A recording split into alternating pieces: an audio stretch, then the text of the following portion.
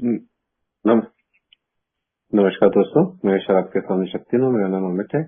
एक बार फिर से सभी जुड़े हुए मेंबर्स का स्वागत करता हूँ आज के विशेष सत्र रिकवरी के बाद ओल्ड टाइमर के साथ। आज के जो हमारे ओल्ड टाइमर हैं वह हैं आवारा भाई, जो कि कृपा ग्रुप हैदराबाद से हैं, और आपकी डेट ऑफ सोसाइटी है 17 जनवरी 2009। और आज हमारे साथ three fold disease and the spiritual solution, त्रिआयामी बीमारी और उसका आध्यात्मिक इलाज, इस विषय पर अपने अनुभव हमारे साथ में साझा करेंगे। तो आवारा भाई, आपका हार्दिक स्वागत करता हूँ स्टेपिंग स्टोन ग्रुप में। और ज्यादा समय वेस्ट नहीं करते हैं, हम पहला क्वेश्चन ही लेते हैं। तो पहला क्वेश्चन यही कि मैं जब ए में आया और पहले तो ये मानना कि ना शराब से मुझे एक समस्या है, फिर उसके बाद दूसरी बात की मुझे बीमारी है, फिर उसके बाद कि एक थ्री फोल्ड इलनेस है। तो प्लीज अपने अनुभव से आप बताइए कि आपको कब लगा कि यह बात आपके लिए सच है। जी। धन्यवाद धन्यवाद अमित भाई। दोस्तों, मेरा नाम आवारा और मैं एक शराबी हूँ। और परमपिता ईश्वर की हाय बड़ी अमित भाई। कृपा है दोस्तों, और उम्मीद करता हूँ कि आवाज आप तक सही तरीके से पहुंच रही होंगी। दोस्तों, मेरा होम ग्रुप कृपा ग्रुप हैदराबाद है। 17 जनवरी 2009 मेरा डेट ऑफ सोबराइटी। अब मैं मार्गदर्शक लिया हुआ है। मैं कुछ लोगों के साथ, मेरे जो मित्र हैं उनके साथ कदमों पे काम करता हूँ। परिवार वालों का भी बड़ा साथ है, और आप सभी भाइयों का मैं बड़ा कृतज्ञ हूँ कि आप लोगों की वजह से मैं आज तक संयमी जीवन में अपने आप को बना के रख पाया। बहुत अच्छा प्रश्न पूछा अमित भाई आपने। सबसे पहले तो स्टेपिंग स्टोन ऑनलाइन ग्रुप का बहुत आभारी हूँ कि यहाँ पे जो भी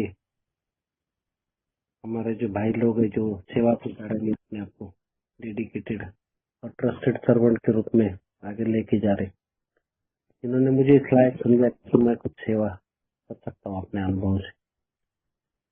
दोस्तों, ये जो बीमारी का जो 3 आयाम जो बताए गए, और ये पहली बात तो ये बीमारी है इसी के बारे में मैं अनभिज्ञ था दोस्तों। 26 साल का शराबी जीवन। और मेरे पिताजी भी शराबी थे, उनको इस बीमारी की जानकारी नहीं थी दोस्तों। ब्रेन हेमरेज हुआ और कोमा में चले गए, उनका देहांत हो गया। मेरे 2 बड़े भाई, एक का लिवर सूज गया था और खून की उल्टी आधा बकेट करके उनका भी देहांत हुआ। तीसरे को लीवर सिरोसिस, और चौथा मैं लाइन में था दोस्तों। लगभग 22.5-23% लीवर सूजा हुआ था, और हर एक प्रयत्न किए गए थे मुझे शराब से दूर करने के। पहली मीटिंग 22 मार्च 2005, और वहां पे मुझे इस बीमारी की जानकारी दी गई कि अल्कोहलिज्म नाम की एक बीमारी है, जिसका 3 स्वरूप बताया गया था कि मानसिक आकर्षण, शारीरिक एलर्जी और आध्यात्मिक शून्यता। और मैं बहुत चक्का सा रह गया, और उसके प्रमाण उन्होंने बताए। और उसके बाद फिर उसी दिन मुझे ये अल्कोहलिक्स अनोनिमस की किताब दी गई थी दोस्तों। और ये जब भी मैंने पढ़ा, डॉक्टर का ओपिनियन है या उसके बाद आगे जो समाधान है इसका, अध्याय 5 तक मैं जब भी पढ़ते पढ़ते गया तो समझ में आया कि ये इतनी खतरनाक बीमारी है। तो इसकी जानकारी मिले तो मैंने कुछ किंतु परंतु नहीं किया दोस्तों, क्योंकि इसके सिम्टम्स भी बताए गए थे, 20 प्रश्न भी दिए गए थे। उसके ऊपर से पता भी चला था कि मैं शराबी हूँ। मेरे पास दूसरा कोई इलाज नहीं था दोस्तों स्वीकार करने के अलावा। मैंने स्वीकार किया एक बीमारी है, 100 में से 8-10 लोगों को होती, उसमें से मैं एक हूँ। और ईश्वर की कृपा हुई कि मुझे अल्कोहलिक्स अनोनिमस में ईश्वर ने लाके आप लोगों के सुरक्षित हाथों में रखा, और मुझे बीमारी की जानकारी मिली। नहीं तो मैं बगैर जानकारी के इसी तरह से दोस्तों ऊपर चला जाता था। मेरी टिकट लगभग तय हुई थी फटना। तो ये मेरा अनुभव था कि मैंने कुछ प्रश्न नहीं पूछे दोस्तों, जैसा बताया गया वैसा मैंने इसका बीमारी का स्वीकार किया, क्योंकि लक्षण लगभग सभी लक्षण मेरे अंदर थे दोस्तों। बहुत बहुत धन्यवाद।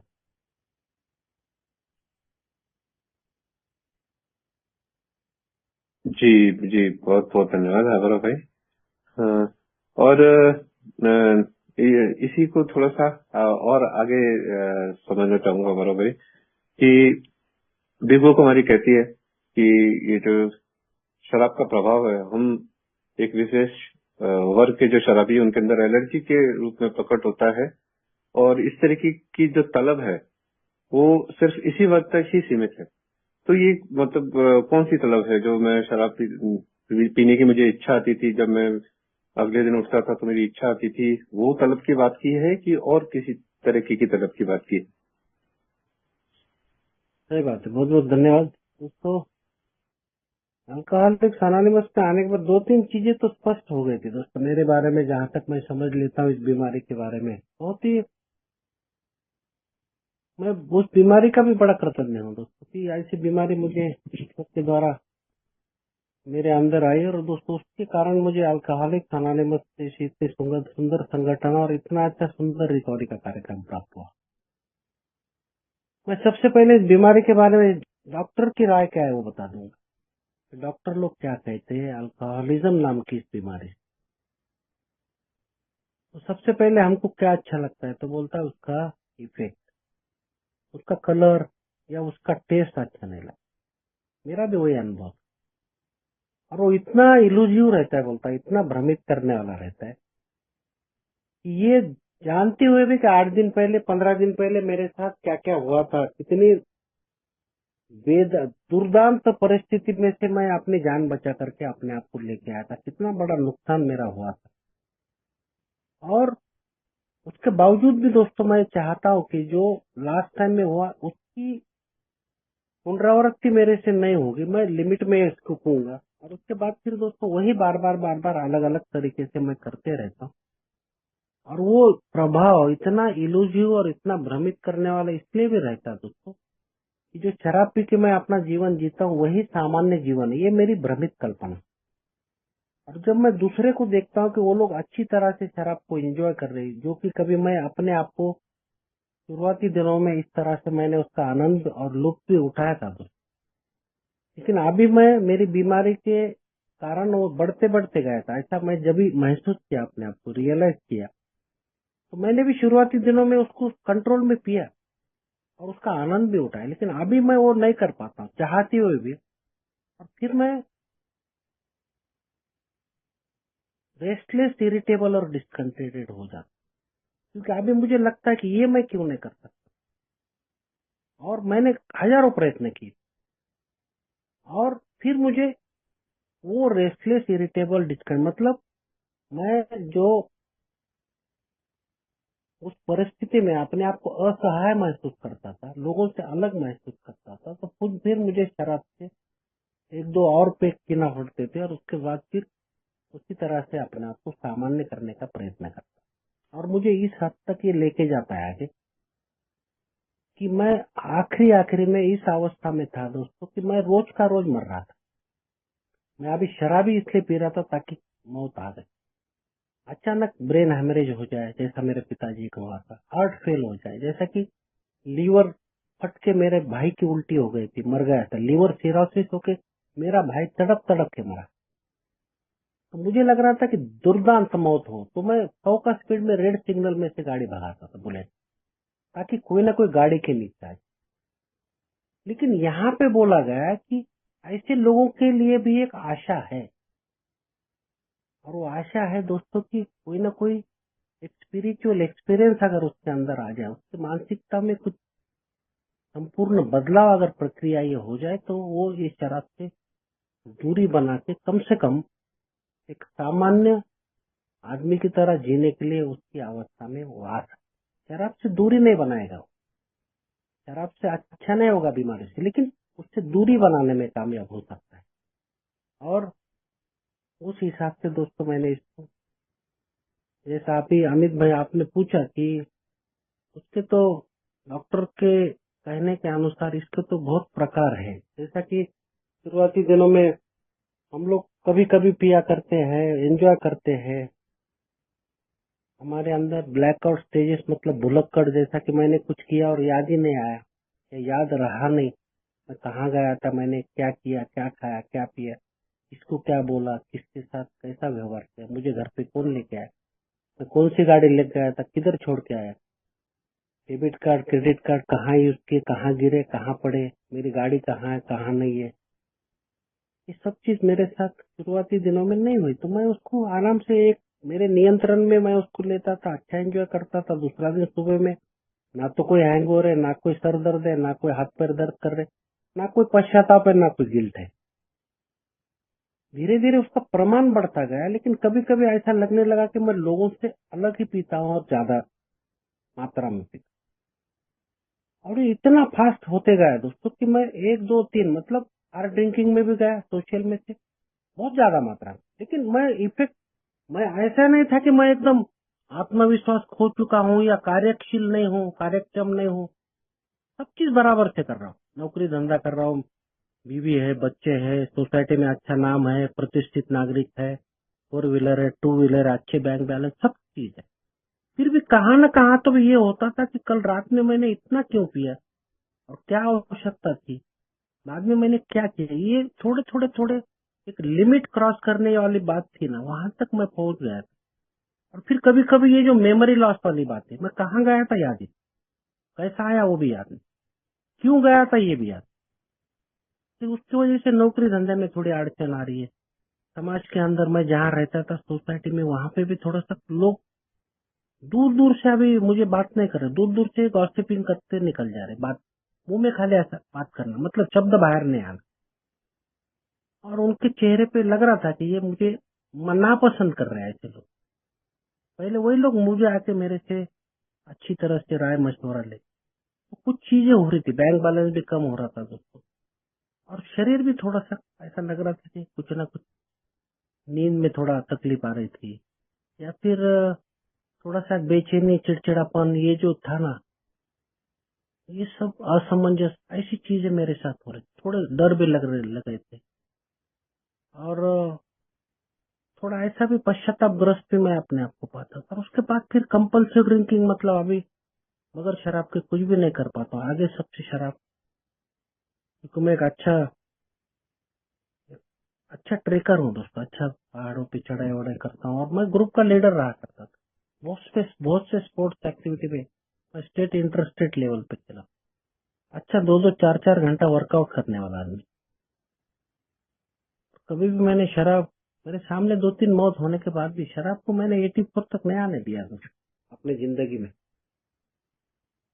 और सबसे पहला एक एग्जाम्पल बताता हूँ किस तरह से मैं सत्य परिस्थिति जो रहती है, मतलब जो सही है, तो मैं, डॉक्टर लोग क्या बोलते हैं उसमें एक चीज बोलना भूल गया था कि ये जो भ्रमित अवस्था है, इसकी वजह से हम सही और झूठ में का अंतर नहीं कर पाते। जो गलत है या जो झूठ है, उसी को हम सच साबित करने का प्रयत्न करते हैं, और उसको इस हद तक, इस दूरी तक लेके जाते पूरी ताकत लगा के कि आखिर दोस्तों हम लोग लोगों से अलग होना चालू हो जाते, मतलब आइसोलेटेड, एकदम अकेले। और इससे वापस आना मेरे बस की बात नहीं थी दोस्तों। तो मैं एक अच्छा स्पोर्ट्स पर्सनैलिटी हूँ, डिफीट को भी मैंने एक्सेप्ट किया है। बहुत बड़ी हार थी हमारे फाइनल में, पंजिम में, गोवा में, और बहुत कम मार्जिन से हमारे 33 मेंबर में से 32 लोग जाके उस दिन गोवा में शराब पी। मैं अकेला था कि पंजिम में कामत बोल के एक होटल है, वहां जाके पूरी बाजी खा के आके मैं अपने जहाँ पे हमारे रहने की व्यवस्था थी वहां आके सो गया। मैंने स्वीकार कबूल किया था। और आज अगर कोई मुझे ये आवारा है और शराबी है या बेवड़ा है ऐसा कोई मेरे पीछे भी बोलता है, तो मुझे दोस्तों गुस्सा आता है, मैं गुस्से से आग बबूला हूँ। वास्तविकता ये थी दोस्तों कि मैं शराबी था, और मेरे अंदर वो 100% वो लक्षण हर एक भाई को दिख रहे थे। हर एक भाई वो महसूस कर रहा था कि मुझे शराब की समस्या है। और उसके लिए दोस्तों, अगर डिसीज ऑफ डिनाइल इसलिए यहाँ कहा जाता है कि मैं कभी भी मानने के लिए तैयार, लेकिन एक पैराडॉक्सिस या फिर विरोधाभास ऐसा कहा जा सकता है कि अल्कोहलिक्स अनोनिमस में मैं आया तो मेरे परिवार वाले या मेरे आजू बाजू के अच्छे मेरे खासे दोस्त जो मुझे मेरा अच्छा होना चाहते थे, वो लोग, या फिर मेरे ऑफिस वाले या मेरे कुछ रिश्तेदार लोग, ये लोग यही सोचते थे और यही बोलते थे मेरे सामने और मेरे पीठ पीछे कि आबारा अगर शराब पिया तो इसके जैसा आदमी खतरनाक कोई भी नहीं है, बहुत राक्षस बन जाता। लेकिन वही अगर शराब नहीं पीता है तो बहुत ही दूसरे का ख्याल रखने वाला, विचारशील, कृपालु, विनम्र, स्वयं को नौछावर करने वाला। और जब भी शराब पीता तो इतना घटिया किस्म का, इतना अहंकारी, स्वार्थी, बेईमान, विध्वंसक। मैं भी अल्कोहलिक्स अनोनिमस में आया था कि शायद शराब ही मेरी समझ, लेकिन यहाँ आने के बाद तो ये पता चलता है कि शराब तो केवल एक बाह्य लक्षण। पेज नंबर 63 में लिखा है क्लियर। अगर वो बाह्य ही लक्षण है तो मेन प्रॉब्लम क्या है ना, तो मुझे वो कॉजेस और कंडीशन पे जाना पड़ेगा ना दोस्तों, कि जो चीजें हैं जो अवरोध पैदा कर रही थी मेरे प्रगति में और लोगों की प्रगति में, तो वो क्या था, उनको देखना बहुत आवश्यक था ना दोस्तों। तो बीमारी तो है लगी है, और वो इतना मैंने एकदम कंपल्सिव ड्रिंकिंग, मतलब अल्कोहलिक ड्रिंकिंग में मैं गया था, ये मेरी मान्यता बन गई थी। लेकिन मैं चाहता था कि अगर ऐसा कोई मौका मिले कि मैं कभी इसको सोशल ड्रिंकिंग के जैसा पी सकूं, तो ऐसा कोई यहाँ पे कोई अगर मुझे तोड़गा या फिर कोई सोल्यूशन दे सकता है तो वो लेने के लिए अल्कोहलिक्स अनोनिमस में मैं आया। बहुत बहुत धन्यवाद।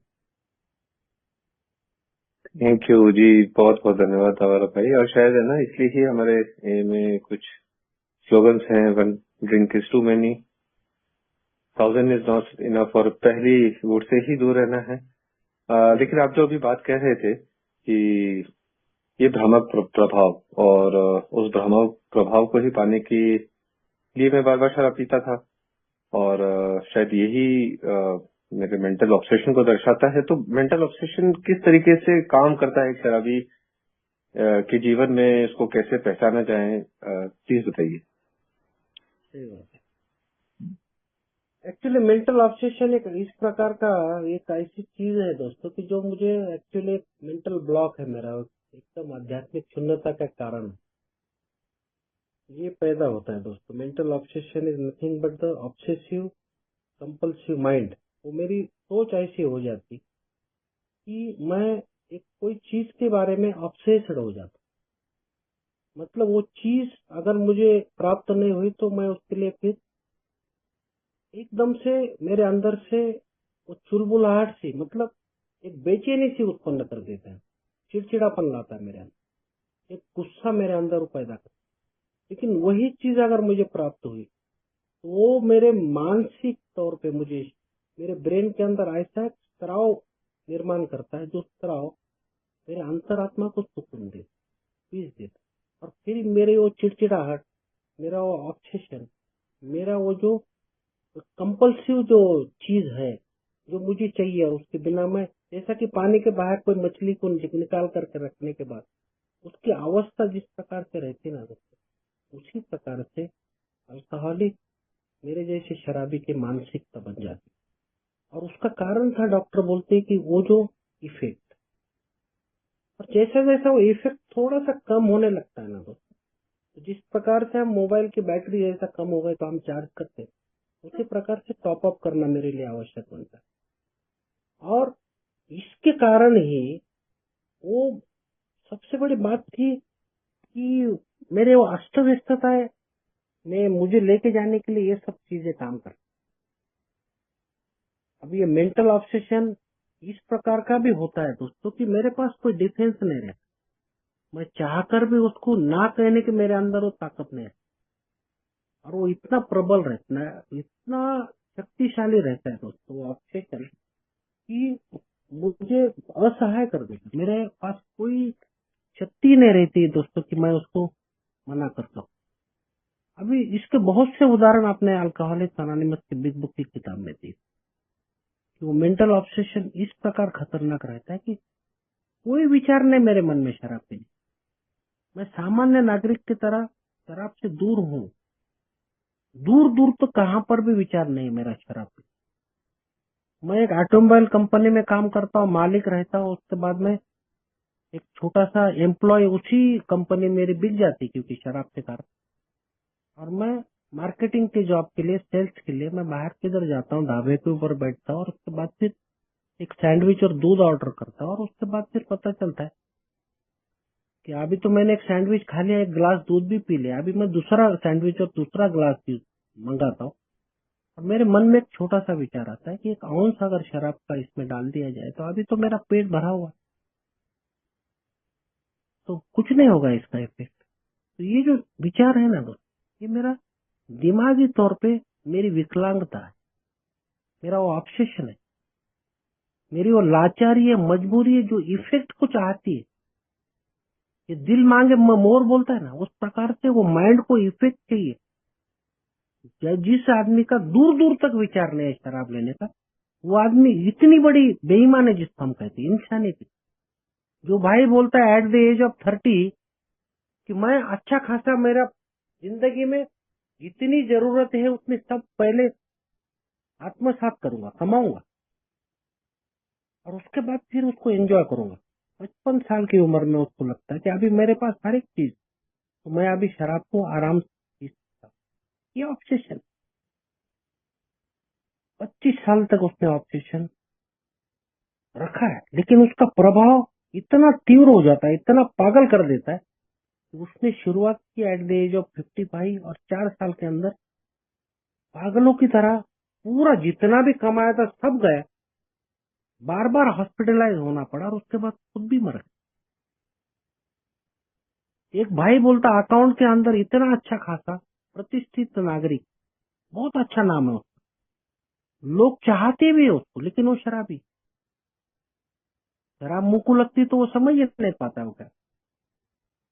वो पूरा अकाउंटिंग का बिजनेस पूरा करता है जाके दूसरे शहर में जाके, जो भी उसको डिस्प्ले करने का रहता है, जो भी अकाउंट्स का जो भी उसको बताने का रहता है, ऑडिट करने का रहता है, पूरा करने के बाद होटल में आते आते एक छोटा सा मामूली विचार, अभी तो सब होगा, तो क्या अभी मैं एक 2 पैक शराब पी सकता? और फिर वो 2 पैक, और उसके बाद फिर वॉकिंग को जाना, फिर आते टाइम लगता है कि सोने के पहले और थोड़ा, और फिर पता है नहीं वो कहाँ पे। तो ये ऑब्सेशन इस प्रकार का है दोस्तों कि मेरे दूर दूर तक कुछ सोच नहीं है शराब, लेकिन अचानक से मेरे अंदर वो विचार आता कि अगर मैं थोड़ा सा शराब पीऊं तो मैं अपने आप को कंफर्टेबल महसूस करूं, या कंफर्टेबल मैं हो सकता हूं। ये विचार कैसा रहता है दोस्तों? ये तो एक तो ये विचार सेल्फिश रहता है, या फिर आत्म केंद्रित रहता है, या अहम केंद्रित रहता है, ईगोसेंट्रिक।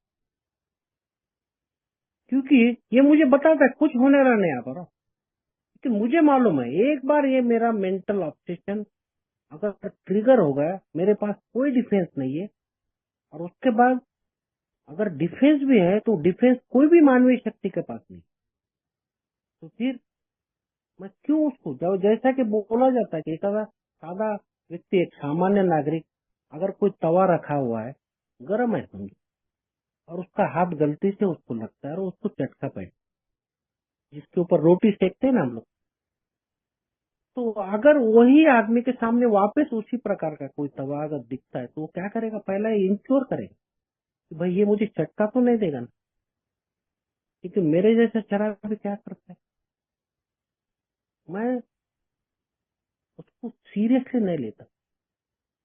मैं क्या करता हूँ, उसको फिर से, भले वो गैस के ऊपर हो या मुझे चटका देने वाला है, मैं फिर से उसको जाके हाथ लगाता हूँ, ब्लेम दूसरे के ऊपर। तो ये मेंटल ऑब्सेशन है ना दोस्तों, ये सबसे बड़ी बात है कि इसके लिए अगर कोई साइकेट्री या कोई साइकोलॉजिस्ट अगर इसके ऊपर अगर कोई काम करता है तो भी दोस्तों इसका इलाज नहीं कर सकता, क्योंकि एक ऐसी कल्पना है, एक ऐसा बिगाड़ है हमारे मानसिकता में कि जो हमारे भावनाओं के साथ, हमारे इमोशंस के साथ जुड़ा हो। और अगर हमारे इमोशंस के साथ, हमारे भावनाओं के साथ, या फिर हमारे विचारों के साथ अगर जुड़ा हुआ है, तो ये विचार या भावनाओं को ठीक करने का हमारे मेडिकल साइंस के पास कुछ भी इलाज, अगर इससे बाहर आने का, फिजिकल एलर्जी को हम रोक सकते हैं। अगर हमारा मेंटल ऑब्सेशन एक बार नियंत्रण में रहा तो दूसरा पार्ट जो है उसको हम नियंत्रण में कर सकते हैं, क्योंकि हमारे पेट में ही शराब नहीं जाएंगी तो एलर्जी को हम रोक। लेकिन सबसे बड़ी बात है ये, तो इसके लिए क्या जरूरी है? इसके लिए जरूरी है कि मैं क्या अपने साथ, उसके साथ ईमानदार रहता हूँ, ऑनेस्ट। मुझे चटका बैठा है, मैंने बार बार अनुभव किया है, एक बार मेरा मुंह को लगने के बाद फिर मैं रुक नहीं सकता हूँ। इसके लिए तो वही एग्नोस्टिक में पहले पैराग्राफ में क्लियर कट लिखा हुआ है, चौथी लाइन, कि अगर हम ईमानदारी से, if we honestly wanted to quit, मतलब छोड़ने का, या फिर उसको नियंत्रण में कर, तो क्या हम कर पाते? नहीं कर पाते। अगर नहीं कर पाते तो हो सकता है कि प्रोबेबली यू आर अल्कोहल, और अगर हम शराबी है तो उसका समाधान कहाँ पे मिलेगा? तो उसका समाधान यहीं पे बोला गया, अध्याय 5 में दूसरा पैराग्राफ, कि जो हमारे अनुभव, हम कैसे थे, हमारे साथ क्या, और आज हम कैसे हैं, और हमको जो मिला है, क्या आपको चाहिए, तो फिर आपको कुछ कदम करने के लिए, सबसे बड़ी बात, तो क्या ये मानने के लिए तैयार है आपकी वो आपकी शराब समस्या है, कि आप शराब के सामने शक्तिहीन है? तो यहाँ पे सबसे बड़ी बात है ये शक्तिहीनता की बात। मतलब मेरा माइंड के अंदर मेरा जो सेल्फ विल है वो काम नहीं करता, मेरा सेल्फ रिलायंस, मेरा जो बुद्धिमत्ता है, इंटेलिजेंस है, ये काम नहीं करता, मेरे परिवार वालों के प्रयत्न काम नहीं करेंगे, होम हवन या फिर बाकी सब चीजें काम में नहीं आएंगी। तो मेरा खुद का ये मानना, कबूल करना, एडमिट करना कि हाँ शराब मेरी समस्या है, मैं शराब के सामने शक्तिहीन होता हूँ, इस शक्तिहीनता को कबूल करना कुछ हद तक मुझे सुरक्षित घेरे में ला के रखेगा। लेकिन जब मैं सुरक्षित घेरे में आने के लिए थोड़ा तैयार हो जाता हूँ, उसी समय मेरा जो दूसरा पार्ट है पहले कदम का, वो मुझे बार बार फिर खींचता है कि आवारा तूने देखे क्या वो 8 बिंदु जो पेज नंबर 52 में दूसरे पैराग्राफ में लिखे, कि हमारे रिश्ते नाते संबंध सब खराब है, भावनात्मक उथल पुथल को हम समझ नहीं पाते, हम दुर्दशा और तनाव के शिकार, आत्मविश्वास की कमी, हर एक चीज की असुरक्षा, जीवन जीने को ही नहीं आ रहा, दुनिया भर के डर, दुखी है जीवन, उपयोगी नहीं बन पा रहे। तो ये दिमाग बोलता है कि तू एक 90 पी ले, तेरा सब ठीक कर देता हूँ। तो जब दूसरा पार्ट को मैं ठीक करना चालू कर देता तो पहला पार्ट ठीक हो, तो दूसरा पार्ट को कौन ठीक कर? मैं कर सकता, मेरे परिवार वाले, डॉक्टर, साइकियाट्रिस्ट, कोई भी क्लर्गी या कोई भी तांत्रिक मांत्रिक झाड़ू झटके वाला, कोई भी नहीं। कौन कर? कोई ना कोई मेरे से बड़ी शक्ति, और कोई भी मानवीय शक्ति से बड़ी। इसके लिए तो टोटल साइकिक चेंज की बात करें तो मानसिक ऑब्सेशन अगर है, वो कंपल्सिव ऑब्सेसिव मेरा अगर माइंड है, तो मेरे बस में नहीं है, किसी के भी बस में नहीं। उसको अगर नियंत्रण में करने का टोटल साइकिक चेंज की बात कर रहा है अल्कोहलिक अनोनिमस के किताब, और उसके लिए मुझे चाहिए बोलता है कोई ना कोई मेरे से बड़ी शक्ति, और that defence should come from the higher power, ऐसा बताया। बहुत बहुत धन्यवाद अमित भाई। जी थैंक यू सो मच आवारा भाई। और वैसे तो आपने अभी बताया ही, लेकिन एक इसी से रिलेटेड एक प्रश्न और आ रहा है मन में। और दोस्तों ये एक इंटरेक्टिव सेशन है, यदि आपके भी कोई प्रश्न हो आज के topic free for illness and its solution, इसके ऊपर आपके भी कोई प्रश्न हो, स्वागत है आपका, हैंड रेज कर आप प्रश्न पूछने की इच्छा कर सकते हैं। तब तक एक और सवाल पूछना चाहूंगा कि कई बार है ना, ये मीटिंग में हम लोग सुनते हैं कि रियल अल्कोहलिक, तो अभी ये तो आप जैसे ओल्ड टाइमर्स की कृपा है कि एक मैसेज इतना पहुंच गया, लेकिन अगर कोई एक ऐसा शराबी आता है जो उतनी ज्यादा शराब नहीं पीता है, तो वो अगर ये बोलता है कि नहीं मैं तो इतना ज्यादा नहीं पीता हूँ, वो अपने आप को कैसे आइडेंटिफाई करे कि वो एक अल्कोहलिक है? बिल्कुल बिल्कुल, बहुत सही प्रश्न है। तो अगर किसी को लगता है कि मैं शराबी नहीं हूँ, तो दोस्तों डॉक्टर का ओपिनियन में क्लियर कट दिए हुए classification, doctor W William D सिरपल बोलते हैं किस प्रकार के शराबी। और उसके बाद दूसरा टू द वाइज बोल के चैप्टर है, उसमें भी किस प्रकार के पति रहते, तो वो उसमें भी 4 क्लासिफिकेशन है। तो टोटल 9 के 9 जो प्रकार है ना, कि हम शराबी है या नहीं है, ये टेस्टिमनी बोलते हैं, सबसे बड़े 2 टेस्टिमनी अल्कोहलिक्स अनोनिमस की किताब में दी। एक तो अभी जैसा मैंने बताया वही एग्नोस्टिक में, हम आज्ञावादी में पहले पैराग्राफ में ईमानदारी से अगर हम निर्धार कर सकते कि भाई मैं शराबी हूं या नहीं हूं, तो देखने का कि मैं कंट्रोल में करने का सोच करके पीने के लिए बैठता हूं और नहीं होता है, या फिर मैं छोड़ने के लिए मैं निर्धार करता हूँ कल से मैं नहीं पीऊंगा या आज से नहीं पीऊंगा, तो वो भी मेरे से नहीं होता, तो प्रॉबेबली बोलता है तुम अल्कोहलिक। दूसरा 5 नंबर 33 में भी क्लियर कट में लिखा है कि बोलता है अगर तुमको इतना भी सब कुछ नहीं हो रहा है, तुम्हारे समझ में नहीं आ रहा, तुम एक काम करो, तुम आजू बाजू के कोई भी एक आधा जो ठर्रा है या फिर देसी दारू दुकान है या फिर कोई वाइन शॉप है, वहां पे जाओ और वहां पे जाके एक क्वार्टर मंगा, उसके 3 पेग बनाओ, या तुम अगर 2 ही पीते होंगे तो 2 बनाओ, और फिर सडनली बोलो कि नहीं यार मैं अभी आज से शराब छोड़ दूं, तो क्या कर सकते हो? अगर नहीं कर सकते हो तो बोलता है कि तुम शायद शराब तुम्हारी समस्या है, तुम शराब को कभी भी जिंदगी से कोई भी स्वरूप में, अल्कोहलिक अनोनिमस में लिखा है कोई भी स्वरूप, मतलब भले वो विस्की हो, रम हो, ब्रांडी हो, या फिर विस्की और रम मिला के हो, या फिर विस्की में बियर मिला के हो, या फिर जीन में गर्म पानी डाल के हो, होड़का डाल के हो, कुछ भी हो, कोई भी प्रमाण में, कोई भी स्वरूप में, किसी भी प्रकार से, इवन कप सिरप में भी शराब रहता है, होम्योपैथी की गोलियों में भी शराब रहता है दोस्तों, तो कोई भी स्वरूप में तुम शराब का सेवन नहीं कर सकते। जैसा है तुम्हारे शरीर के अंदर 1 आउंस भी शराब का गया तो तुम्हारी वो एलर्जी एक्टिवेट हो जाती। तो आज भी मैं जब भी कोई डॉक्टर के पास जाता हूँ तो मैं डॉक्टर को सबसे पहले ये बोलता हूँ कि मेरी हिस्ट्री ये है कि मैं एक अल्कोहलिक हूँ, तो मुझे ऐसा कुछ भी दवा मत दीजिए, प्रिस्क्राइब मत कीजिए जिसके अंदर अल्कोहल हो। तो कोई भी कफ सिरप, कोई भी होम्योपैथ की दवा या कोई भी ड्रग जिसके अंदर चॉकलेट भी इवन आते हैं विस्की, रम के, ब्रांडी के,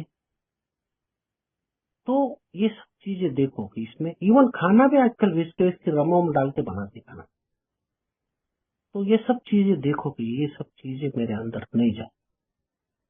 तो इससे बड़ी बात क्या है कि यार मैंने दुनिया भर की चीजें की, एक ऐसा व्यक्ति की जिसने अपने सामने मौत देखी दोस्तों, 3 व्यक्तियों, और मैं पूरी डिफीट, इतने खतरनाक पराजय होने के बाद भी मैंने शराब नहीं पी।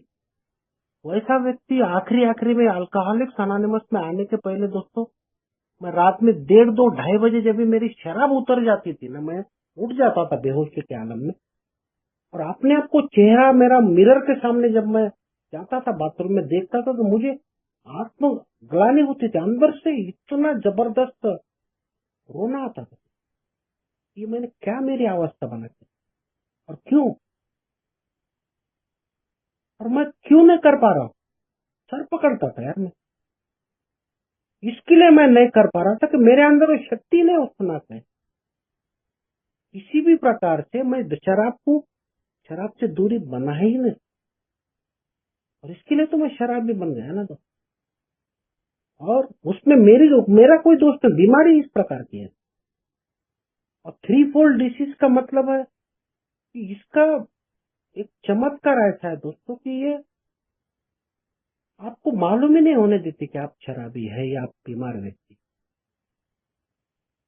आपको मालूम तभी पड़ेगा दोस्तों कि जब आप एक तो पागल खाने के दरवाजे में होंगे या मृत्यु शैया पे लेटे हुए। इसके लिए तो बोला गया है कि हमारे जैसा शराबी दूसरे का बात सुनने के लिए कभी तैयार होता, जब भी अभी उसको दिखता है कि मेरा अभी टिकट कटने वाला है, खत्म होगा, मेरे पास अभी कोई चारा नहीं, मेरे ज्यादा दिन बचे नहीं, उस समय वो under the lashes of alcoholic, इतना मार खाने के बाद मेरे जैसा व्यक्ति उस समय ये सुनने के लिए तैयार होता है कि क्या वहां पे कोई मेरे लिए, मेरे जैसे व्यक्तियों के लिए ऐसा कोई रास्ता।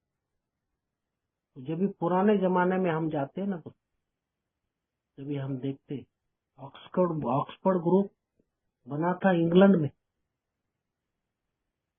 1913 में, और यहाँ से फिर अमेरिका में आ गए वो 1928 या 29, और वहां पे रोनाल्ड रिजार्ड बोल के जो हमारा जो व्यक्ति रोनाल्ड है, वो कार्ल जुंग नाम के फादर ऑफ साइकेट्री जिसको हम कहते हैं स्विट्जरलैंड, उनके पास जब भी जाता है शराब की समस्या ले, तो 1 साल वहां पे ट्रीटमेंट लेने के बाद उसको लगता है कि अभी मैं सामान्य हो गया, अभी मैं शराब शायद नहीं पीऊंगा, और बाहर आते फिर शराब पी लेता, फिर जाता, फिर वो पूछता है क्या होता है, तो बोलता है 100 पेशेंट को जब मैं ट्रीटमेंट करता हूँ ना, तुम्हारे जैसा एक आधा पेशेंट ऐसा रहता है कि जो होपलेस वैरायटी का, होपलेस मतलब तुम्हारे जैसे व्यक्तियों के लिए मेरे पास या मेडिकल साइंस के पास कोई भी होप नहीं। अगर मेडिकल साइंस हाथ ऊपर कर देता है तो ये पूछता है कि फिर मेरे जैसे व्यक्तियों का क्या, तो वो बोलता है कोई ना कोई आध्यात्मिक अनुभव, कोई ना कोई स्पिरिचुअल, तो तुम्हारे मानसिकता में संपूर्ण बदलाव है। फिर वही व्यक्ति अमेरिका में आने के बाद ऑक्सफोर्ड ग्रुप में उसको ले जाया जाता है, क्योंकि वो घूमता है बार बार ये चर्च वो चर्च, इधर उधर, इसकी मदद उसकी मदद, फिर वहां पे उसको बरस। तो बोलने का मतलब है दोस्तों, हमारे जैसे ऑब्सेसिव कंपल्सिव मेंटल डिसऑर्डर और शारीरिक एलर्जी कपल्ड विद उसके साथ जुड़ा हुआ अगर है, और उसमें सबसे बड़ा प्रतिरोध जहां से होना चाहिए वो था मेरी आंतरिक शक्ति, जो मेरी आत्मा से मुझे प्राप्त होने वाली। तो आंतरिक शक्ति भी अगर शून्य है, जीरो है, तो फिर मुझे कहां से मिलेगा वो ताकत उसका प्रतिरोध करने के लिए? तो वो मेरे अंदर नहीं है। तो डॉक्टर लोग क्या बोलते हैं कि अगर तुम चाहते हुए भी नहीं छोड़ सकते, या चाहते हुए भी उसको नियंत्रण में नहीं कर सकते, और शराब की कोई भी मात्रा किसी भी तरह से कोई भी प्रकार से अगर तुम शराब का सेवन अगर करते हो, तो तुमको फिर रोकने के लिए कोई भी तुम्हारे पास डिफेंस नहीं है। ना तो कोई मानवीय शक्ति तुमको शराब से दूर कर सकती है, ना कोई मेडिकल। तो कोई ना कोई चमत्कार ही तुमको शराब से दूर कर सकता है। चमत्कार है स्पिरिचुअल एक्सपीरियंस, आध्यात्मिक अनुभव। अगर आध्यात्मिक अनुभव है तो कोई ना कोई, मैं तो आध्यात्मिकता में शून्य हूँ। क्यों शून्य हूँ मैं आध्यात्मिकता में? क्योंकि मैं सही और गलत में का अंतर ही नहीं कर पाता, इतना विवेक ही नहीं है मेरे पास। मैं तो पूरी तरह से स्वार्थी हूँ, बेईमान हूँ, आत्म केंद्रित हूँ, सेल्फ सीकिंग, ब्लेमिंग नेचर वाला। दूसरी बात यह है दोस्तों कि अगर मैं स्वार्थी हूँ, बेईमान हूँ, आत्म केंद्रित हूँ और दूसरे को ब्लेम करने वाला, हर एक बात पे अगर झूठ बोलता, तो कहाँ से ईश्वर मेरे पास रहेगा? कहाँ से मेरे अंदर वो आध्यात्मिक? तो अपने अंतर मन में झांक के देखना कि कहाँ मैं सही हूँ, कहाँ मैं गलत हूँ, क्यों मैं ऐसा करता हूँ, मेरे ऐसे करने के कारण क्या है। अगर मेरे पास ये कोई सिस्टम ही नहीं है दोस्तों, मैं इस प्रकार का व्यक्ति हूँ, एक समुद्र में नाव चल रही है और उसके अंदर एक दिशा सूचक यंत्र है, और वो दिशा सूचक यंत्र ही बंद है, इसको गायरोस्कोप बोलते हैं। तो ना दिशा सूचक यंत्र बंद होने के कारण अभी मुझे कहाँ जाने का, कभी पहुंचूंगा मैं, मेरा डेस्टिनेशन कभी आएगा, इसका कोई गारंटी है क्या? नहीं। मैं भी उसी प्रकार का था। मुझे क्या करना है, मैं क्यों जीवित हूँ, मैं किस लिए मैंने जन्म लिया, मेरी जवाबदारियां क्या है, मेरे मेरे अंदर काबिलियत क्या है, जिसको हम बोलते हैं कि अच्छा ही है, लेकिन मेरे अंदर दुनिया भर की बुराइयां भरी हुई, जिसको हम यहाँ पे चारित्रिक बोलते। तो यही तो मेरे प्रगति के राह में रोड़ा बन रहे थे ना। तो ये प्रगति में रोड़ा बनने वाली चीजें ही तो मेरे तो गाइडिंग फोर्सेस थे ना, और तो इन्हीं की वजह से तो मेरे जीवन में दुनिया भर की अस्त व्यस्तता आई थी ना। इन अस्त व्यस्तता को कौन ठीक कर सकता है और कौन मेरे जीवन में मानसिक बदलाव ला सकता है? केवल मैं शराबी हूं ये मान लेना मेरे पास्ट एक्सपीरियंस पे, और मुझे 20 प्रश्न दिए गए, अभी 12 प्रश्न, उस 20 में से 17 प्रश्न मेरे सही थे दोस्त, क्योंकि मैं नहीं चाहते हुए भी मेरे को शराब पीना पड़ा। मेरे पास कोई कंट्रोल भी नहीं था कितना शराब पी रहा हूँ, क्यों पी रहा हूँ, काय के लिए पी रहा हूँ। झूठ बोल बोल ऐसी ऐसी चीजें मैंने की है दोस्त शराब की, जो सामान्य नागरिक सोच भी नहीं सकता। अपनी माँ बेड रिटर्न है, उसको दवा लाने का है, उसको डायपर रोज का रोज लगता है। मैं घर से निकला 60 किलोमीटर दूर, मेरा, मैं खेड़े गांव में रहता हूँ, मेरा डिस्ट्रिक्ट है 60 किलोमीटर, बस से मुझे जाने का 2-3 घंटा लगता है जाने, वहाँ 1 घंटा वो सब दवा वगैरह खरीदने के लिए, आने के लिए फिर शायद 3-4 घंटा, क्योंकि मेरे लिए तो कोई बस खड़ी नहीं रहेंगे ना, मुझे बस के लिए भी इंतजार करना, पूरा दिन जाता था। लेकिन मैं जाता था तो मैं पूरा पैसा जो भी लेके जाता था पूरा शराब पी पा के 2-3 दिन के बाद आता। तब तक ना तो माँ की गोलियां है, ना डायपर है, ना बाकी कोई, बच्चों का फीस का पैसा, मेरी बीवी जो दवा, मंदिर में छोटे छोटे डब्बे रखे, तुळजापुर को गए ये पैसा, तिरुपति बालाजी को ये, और किधर गए सबके सब डब्बे, बच्चे लोग छोटे छोटे, उनके किट्टी बॉक्स मट्टी की, उसमें वो चिल्लर डालते थे, कभी कभी नोट डालते थे उनको, वो भी मैं फोड़ फोड़ के ले। ये सामान्य नागरिक ऐसा नहीं, अपने पैर पे कुल्हाड़ी, अपने कबर खोद, और इसके लिए मैं alcoholic. Description of the alcoholic to the agnostic बोल के जो बोला है, तो मेरे जैसे डिस्क्रिप्शन मैं ही उसको पहचान सकता हूँ कि मैं किस प्रकार का शराब, फुल ब्लोन अल्कोहल, बताने की आवश्यकता नहीं। और मैं कभी भी कितने भी जगह गया ना दोस्तों, मेरे परिवार वाले मुझे हमेशा, कोई डॉक्टर, कोई साइकियाट्रिस्ट, कोई तांत्रिक मन, हर जगह पे मैंने एक ही चीज बोला। वो पूछते थे कितना पीता है, 2 ही पैक।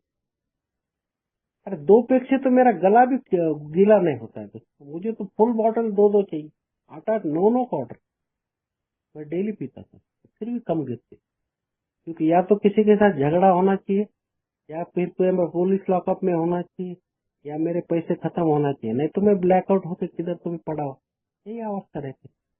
आखिरी के 5 साल मुझे मालूम ही नहीं तो किस तरह से गया, किस तरह से आया, क्या किया, क्या नहीं, किधर गया, क्यों गया, आज तक मालूम। वो अगर सोचता हूँ, जब मैंने इन्वेंट्री लेना मेरा चालू कर दिया तभी पता चला इतने डर क्यों है मुझे, डरों के कारण क्या है, और फिर मैं क्यों आत्मदया में जाता हूँ, सेल्फ पिटिंग, उसके कारण पता चले कि ये अननोन कहाँ कहाँ पे गया, किधर किधर गया, क्यों गया, आज भी प्रश्न चिन्ह। मैं गया बार बार उस जगह पे, मैंने पता किया, फिर लिखा, उसके बाद फिर मैंने देखा कि छोटी छोटी चीजों के लिए सेल्फ सीकिंग, शराब अगर मिल सकती, कोई दोस्त ने फोन किया तो मैं 80-80 किलोमीटर, तो ये पागलपन मेरे जैसा शराबी कर सकता तो दूसरा कोई। तो मैं तो ईश्वर से ये भी प्रार्थना करता कि मेरे दुश्मन को भी मेरे जैसा शराबी मत बना दो। मेरा छोटा भाई भी अभी मेरे से 10 साल 13 साल पहले मैंने उसको अल्कोहलिक अनोनिमस को मैसेज किया, 5-6 महीना शराब से दूर भी था अल्कोहलिक अनोनिमस, दूसरों को शराब पिलाता था और खुद बाजू में बैठता था, बोलता था देखो मैं नहीं पी रहा हूँ, तुमको पिला रहा। यहाँ पे जो भी बताई जाती है दोस्तों, 3 चीजें मेरे लिए आवश्यक, इसेंशियल्स ऑफ रिकवरी, बोला हाउ इट वर्क में पहला शब्द honesty, open mind, deadness and willing, ईमानदारी, खुला दिमाग और इच्छुकता। ये अगर मेरे पास है तो मैं अपने आप को शराबीपन से दूर कर सकता हूँ, आगे लेके जा सकता हूँ रिकवरी में अपने। तो मेरा सबसे बड़ा प्रॉब्लम था आध्यात्मिक शून्यता, कि मैं ईमानदार नहीं था, ना तो खुद के साथ, ना परम पिता। सबसे पहले मुझे ईमानदार बनना, और अगर ईमानदार बनना पड़ेगा तो सबसे पहले मुझे वो पराभव स्वीकार करना पड़ेगा, कबूल करना पड़ेगा कि मेरी समस्या है शराब। इसके लिए तो पहले के 100 भाई बहन चिल्ला चिल्ला के बोलते हैं कि पहला ही फॉरवर्ड टू फर्स्ट एड, पहली लाइन कि हम पहले के 100 से ज्यादा स्त्री और पुरुष निराशाजनक परिस्थिति यार शरीर की और मन सब अच्छे हो गए, we have recovered from seemingly hopeless condition of mind and precisely बोलता है वो wanted to tell show everybody how we have recovered, precisely बोल तंतु तंतु हम ये कहना चाहते हैं कि हम कैसे, क्योंकि हमने पराभव स्वीकार किया। इसके लिए तो रेट ऑफ रिकवरी उस टाइम में 85 to 90 था और आज रेट ऑफ रिकवरी है 5% to 8%। हजारों लोगों को अल्कोहलिक्स अनोनिमस का मैसेज मिला, वो भी 2012 से तो और ज्यादा, जब भी सत्यमेव जयते का कार्यक्रम है। मैंने खुद 28,000 कॉल मैंने अटेंड किए, बहुत लोग आए, ठीक है, क्योंकि कबूल ही नहीं होती है ना, यहाँ स्वीकार ही नहीं होता कि मैं चला। तो जिस दिन मेरे अंदर ये स्वीकार भाव आया, एडमिशन, पहला कदम मुझे एडमिट करने के लिए, एक बार मैंने वो पराभव स्वीकार किया, पहला सरेंडर मेरा वहां हो। अगर मुझे जान बचाने की है ना तो बताया जाता है कि कोई अगर शिप टूटी और अभी सब लोग वो ठंडे पानी में, हाइपोथर्मिया हो सकता है, इतना ठंडा पानी, बर्फ के जैसा खून जमा हो सकता है, मर सकते हैं। तो वहां पे जो कैप्टन है, वहां पे जो म्यूजिक बजाने वाले, वहां पे जो सेवा करने वाले जो रहते क्रू मेंबर, या फिर वहां पे स्वीपर्स रहते, रूम सर्वेंट्स रहते, मतलब चद्दर वद्दर साफ सफाई करने वाले, खाना बनाने वाले, सबके सब पानी में गए।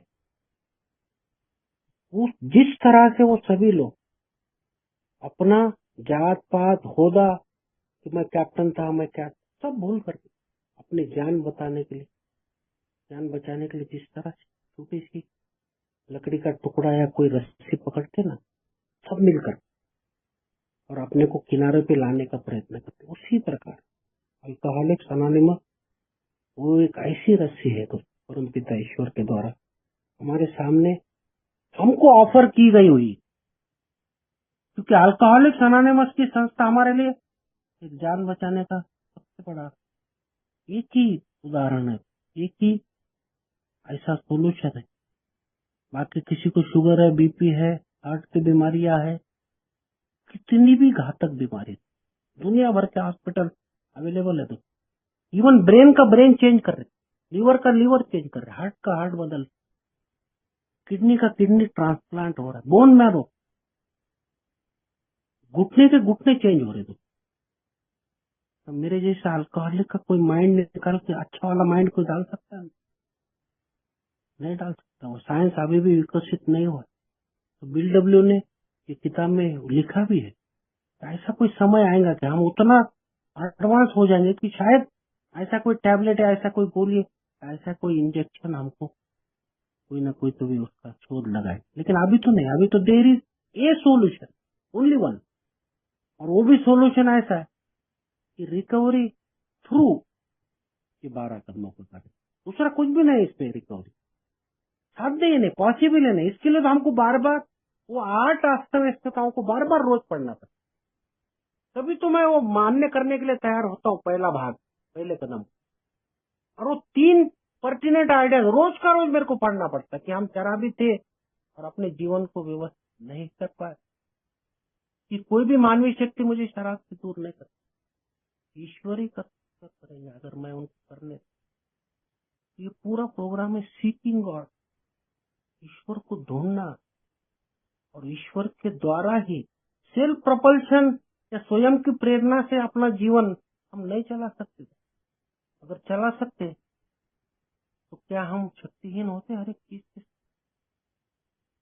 नहीं शक्तिहीन होते? क्या हम असफल होते? क्या हम निराशाजनक परिस्थिति में जाते? दोस्तों नहीं जाते, क्योंकि हमारा उद्देश्य कितना भी अच्छा हो, इतने भी सही उद्देश्य से भी हमने प्रयत्न किया शराब से दूर होने का, क्या हम हो पाए? नहीं हो। तो ऐसी कौन सी चीज भाई जो मुझे इस परिस्थिति में बाधाएं बन रही, बहुत धन्यवाद, उसको चिन्हित करना। हाँ, जी जी। हैंड हैंडरेज है। अरविंद भाई, आपका हैंडरेज था, आपका प्रश्न, तो स्वागत है आपका। जी, धन्यवाद अमित भाई। नमस्कार भाइयों, मेरा नाम अरविंद है और मैं एक शराबी हूँ। आबारा जी से मेरा एक प्रश्न था आध्यात्मिक अनुभव और प्रोफाउंड पर्सनालिटी चेंज के संदर्भ में। ये बुक में आध्यात्मिक अनुभव परिशिष्ट में ये जो लिखा हुआ है थर्ड पैरा में कि सारे शराबियों ने यह निष्कर्ष निकाला कि रोग मुक्ति के लिए उनको भी तुरंत और भरपूर ईश्वरीय सुचिंता होनी आवश्यक है, जिसके तुरंत बाद उनके आउटलुक और फीलिंग में बहुत प्रभावशाली परिवर्तन होगा। तो मैं यही पूछना चाह रहा था कि यहाँ तुरंत और भरपूर गॉड कॉन्शियसनेस का क्या मतलब क्या मीनिंग निकलता है इसका? क्या फटाफट स्टेप्स करने होंगे या कुछ और?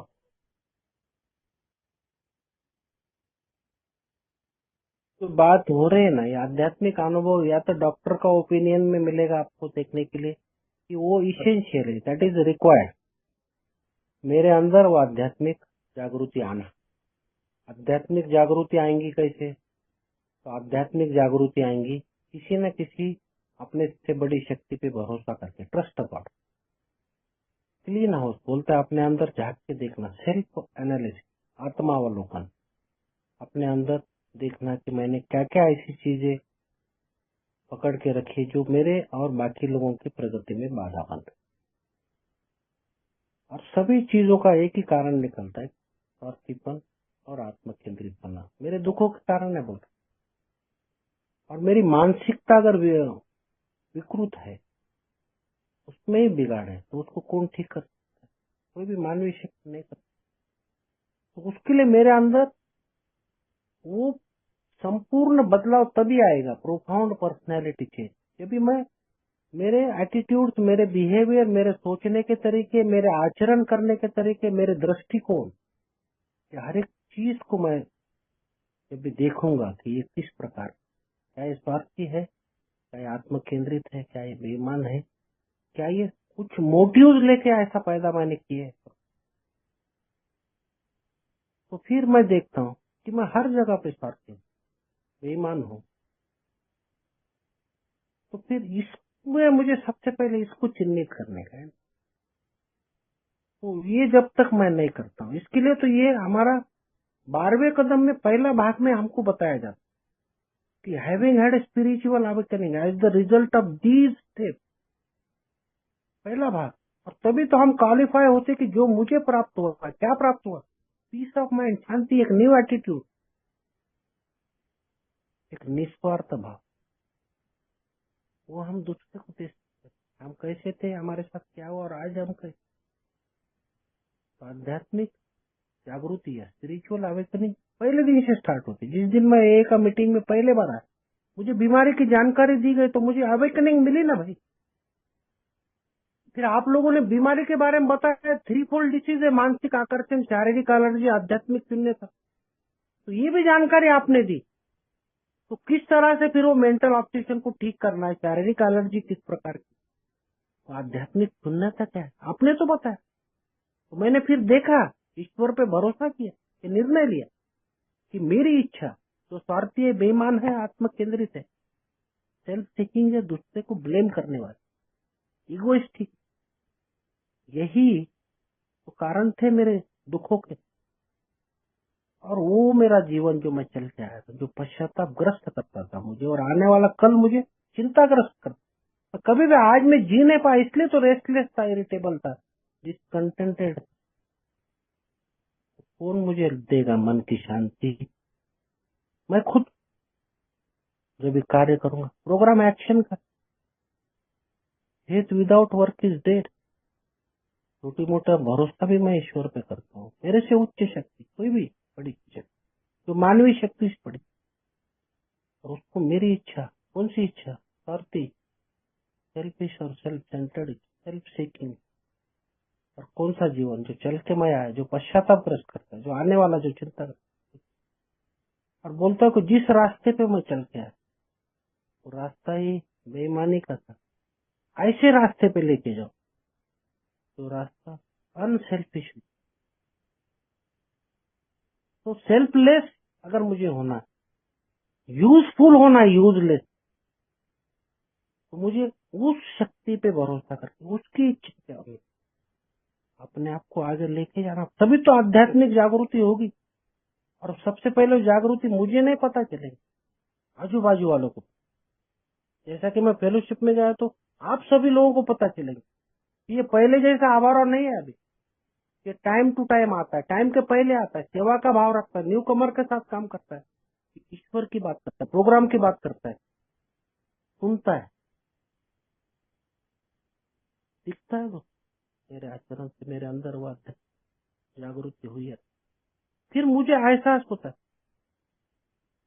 फीलिंग कि मेरे साथ कुछ हो रहा है। और जब भी फील करता हूँ तभी उसको कंटिन्यू करने का जब भी मैं प्रयत्न करता हूँ, और दूर से दूर समय तक, मतलब आखिरी तक, वही तो है आध्यात्मिक जागृति, स्पिरिचुअल अवेक। और उसी के द्वारा मेरे मानसिकता में बदलाव आएगा, तभी तो साइकिक चेंज की बात। मानसिकता में बदलाव तभी आएगा जब भी मैं मेरे पूरे set of thought, set of attitude, set of behaviour replace करूंगा पुराने जो डिफेक्टिव मेरे जो set of thought, attitude, behaviour. अभी नया लुक, नया दृष्टिकोण, नया एटीट्यूड, नए देखने के दृष्टिकोण, ये मुझे प्राप्त होने वाला। अभी हम इसके लिए तो बोलते हैं वाइटल सिक्स सेंस की बात करता है प्रोग्राम, वो छठा आयाम जो हमको वास्तविकता में मेरी इच्छा से निकाल कर ईश्वर की इच्छा, गॉड्स विल में लेकर सेल्फ से निकाल कर ईश्वरीय स्वरूप में ले, गॉड कॉन्शियस, वही तो टोटल साइकिक।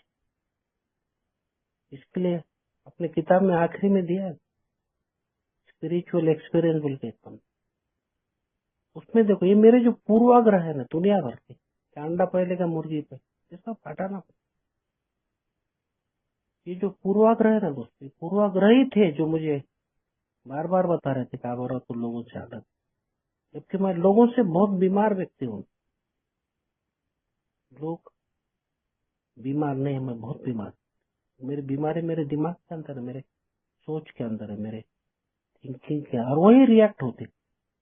जिस व्यक्ति की मानसिकता ही खराब हो, उस व्यक्ति की एटीट्यूड और आचरण अच्छे कैसे हो। बबुल के झाड़ को कभी आम आएंगे?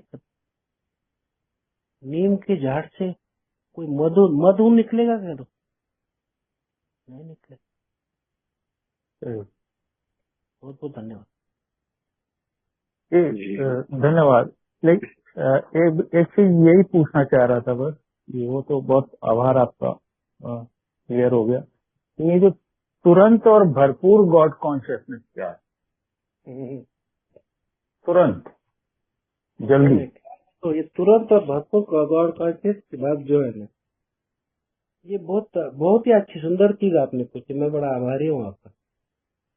दोस्तों मैं हर एक चीज सोचता था कि यार बहुत तत्काल मिले, जैसा कि शराब पीते ताबड़तोड़ किक मिलता था ना, उसी प्रकार से मैं सोचता था कि हर एक, लेकिन यहाँ पे एक बहुत बड़ी क्लींसिंग प्रोसेस है। साफ सफाई की बात कर रहा है तो ग्रह शुद्धि की बात कर रहा है, एक ऐसे प्रोसेस की बात कर रहा है जहाँ पे अपने आप को एक अलग ही रूप में बनाने का, चरित्र का निर्माण की बात कर रहा है, रिकंस्ट्रक्शन की बात कर रहा है। ये जल्दी और तत्काल कैसा होगा यार? एक दिन में मैं थोड़ा स्टार्ट करूँ, समय लगा ना दोस्त, और एक दिन में मेरे मानसिकता में, लेकिन फिर भी अल्कोहलिक अनोनिमस में ये आश्वासन दिया है किसी किसी के साथ वो जल्दी भी हो सकता है, किसी किसी के साथ थोड़ा समय भी लगे, लेकिन अवश्य होता है। ये गारंटी है कि होगा, किसी किसी को जल्दी होगा, किसी किसी को थोड़ा टाइम लगेगा। आया समझ में भाई? लेकिन अवश्य होगा। धन्यवाद, धन्यवाद, बहुत आभार जी। बहुत बहुत धन्यवाद अरविंद भाई, आपने यादें ताजा कर दी। ये स्पिरिचुअल एक्सपीरियंस सबसे पहले मुझे आवारा भाई ने ही पढ़ाया था, और अभी चीज की किसी को जल्दी होता है, किसी को धीरे धीरे एजुकेशनल वैरायटी के रूप में होता है। बहुत बहुत धन्यवाद आपके प्रश्न के लिए। नेक्स्ट क्वेश्चन की तरफ बढ़ने से पहले कुछ अनाउंसमेंट करते हैं। और विपिन भाई, स्वागत है आपका। जी बहुत बहुत धन्यवाद चेयरपर्सन। हाय दोस्तों, मैं शराबी विपिन।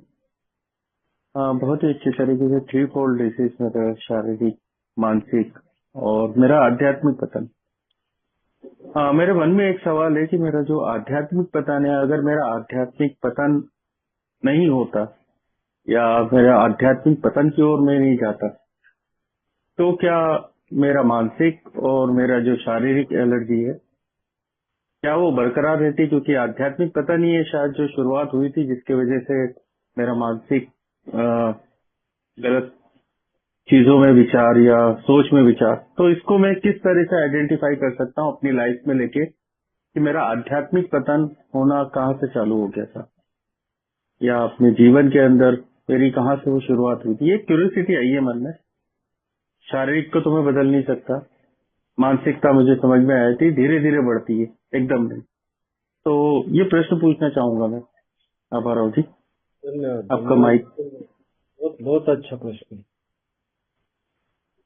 ये दोनों तीनों चीजें एक दूसरे को पूरक है दोस्तों। लेकिन सबसे पहले बात है कि वो मानसिक ऑब्सेशन या शारीरिक एलर्जी, ये दोनों चीजें आध्यात्मिक, मेरी जो कंडीशन, स्पिरिचुअल कंडीशन जिसको हम बोलते हैं, उसके ऊपर डिपेंड करता है दोस्तों। तो इसके लिए तो यहाँ पर पे इतना जोर दिया जाता है। इसके लिए तो पहले के 100 भाई और बहन पहले ही वाक्य में फॉरवर्ड टू फर्स्ट एडिशन में कह रहे थे ना दोस्तों कि हम 100 से ज्यादा स्त्री व पुरुष निराशाजनक परिस्थिति शारीरिक और मानसिक उसमें से अच्छे हो गए। और प्रिसाइजली हम यही तो बताना चाहते। तो फिर ये 12 कदमों का आध्यात्मिक कार्यक्रम की आवश्यकता क्यों? इतने आसानी से तो हो गया हो। आ गए, उन्होंने कबूल कर लिया कि मैं शराबी हूँ, मेरा जीवन अस्त व्यस्त है, शराब से दूर हो गए, क्योंकि यहाँ पे सामूहिक शक्ति काम कर रही थी। और उसके बाद फिर उन्होंने देखा कि कुछ हद तक प्रार्थना काम कर रही थी, कुछ हद तक ये देख रहे थे वो लोग कि अभी मैं पूरी तरह से मेरे जीवन में जो अस्त व्यस्तता है उसको देख देख करके अपने आप को आगे लेके जाओ। प्रॉब्लम वहां नहीं आता, ये क्षणिक है, ये ज्यादा दिन टिकने वाला नहीं। जिस प्रकार से शराब मुझे शराब पीते ही इफेक्ट देती, क्यों देती थी? उसका इफेक्ट अच्छा है, लेकिन उसके पास, मेरे पास कोई प्रतिरोध नहीं है, क्योंकि मेरे पास वो आंतरिक शक्ति नहीं जो उसको ना कह सके। सही और झूठ में का अंतर करने वाली विवेक मेरे अंदर नहीं है, सद्बुद्धि नहीं है। अब मेरा प्रॉब्लम यहाँ पे क्या है कि मैं ओरिजिनल क्या हूँ, क्यों हूँ, उसके कारण क्या है, मैं किस तरह से अपने साथ साथ लोगों को हानियां पहुंचता, तो मेरे किस प्रकार से मेरे चारित्रिक दोष या मेरे नैसर्गिक प्रवृत्तियां मेरे गाइडिंग फोर्स बनते, किस तरह से मैं मोर और मोर और मोर की बीमारी में अपने आप को स्वार्थी, बेईमान, नाकारा किस्म का आदमी बना लेता हूँ। ये नाकारापन, ये आत्म केंद्रितपना, ये स्वार्थीपना, ये बेईमानी, यही तो है आध्यात्मिक शून्यता। और यहाँ पे बताया गया कि ये स्वार्थीपन, ये आत्म केंद्रितपना, यही तो है हमारे दुखों के कारण। और वो दुख है, ये गुस्सा है, ये रिसेंटमेंट है, ये नाराजगियां है, बोल के तो मैं शराब पी रहा। जब तक मैं आध्यात्मिक तौर पे अपने आप को सबल नहीं करता हूँ, मजबूत नहीं करता हूँ, तब तक मैं शारीरिक दृष्टया और मानसिक दृष्टया अपने आप को दूर नहीं कर सकता हूँ दोस्तों, अच्छा नहीं कर। शुरुआती तौर पे हम लोग शराब से दूर क्यों रहे थे? वो भीति, वो डर, क्योंकि अभी अभी तो हमने कुछ रॉक बॉटम छू करके हम यहाँ पे आए। वो डर मुझे ऐसा बोलता है कि नहीं भाई, तू पिएगा तो फिर वो रॉक बॉटम छुएगा, फिर तेरी अवस्था वही निराशाजनक हो जाएगी। लेकिन कितना दिन, इसके लिए तो यहाँ बोला जाता कि पावर ऑफ फेलोशिप जरूरी है, लेकिन उसके लिए पावर ऑफ प्रोग्राम चाहिए। तो प्रोग्राम मुझे अंदर से मजबूती देता।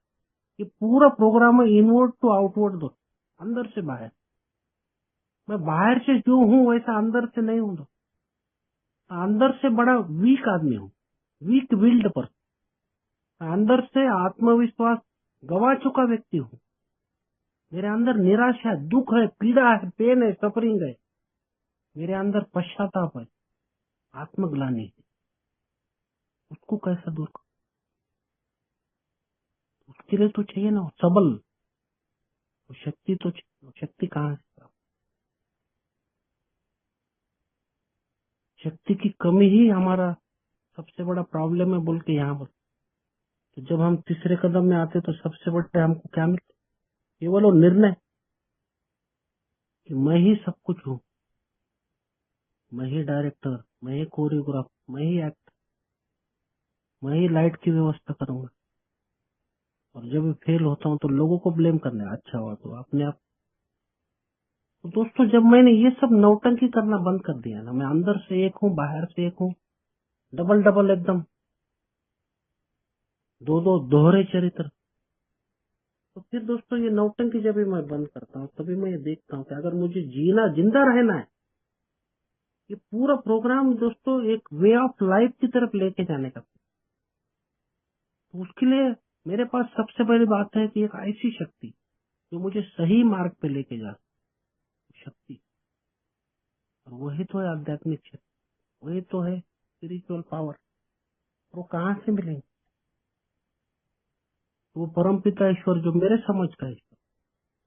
और वो मुझे यही तो बताया गया है ना दोस्तों अपने यहाँ पे कि सबसे बड़ी बात है कि इस प्रकार का स्थान अगर हम छोड़ने के लिए तैयार होते कि मेरी खुद की इच्छा, तो केवल ये निर्णय पे पहुंच जाना कि नहीं भाई, आज से मैं, मेरी इच्छा और मेरा जीवन, अगर कोई ना कोई, मैं जिसको भी मेरा उच्च शक्ति समझता हूँ उसको देने के लिए केवल तैयार होता है, केवल डिसीजन अगर मैं लेने के लिए तैयार होता हूँ, तो क्या मिलने वाला मुझे?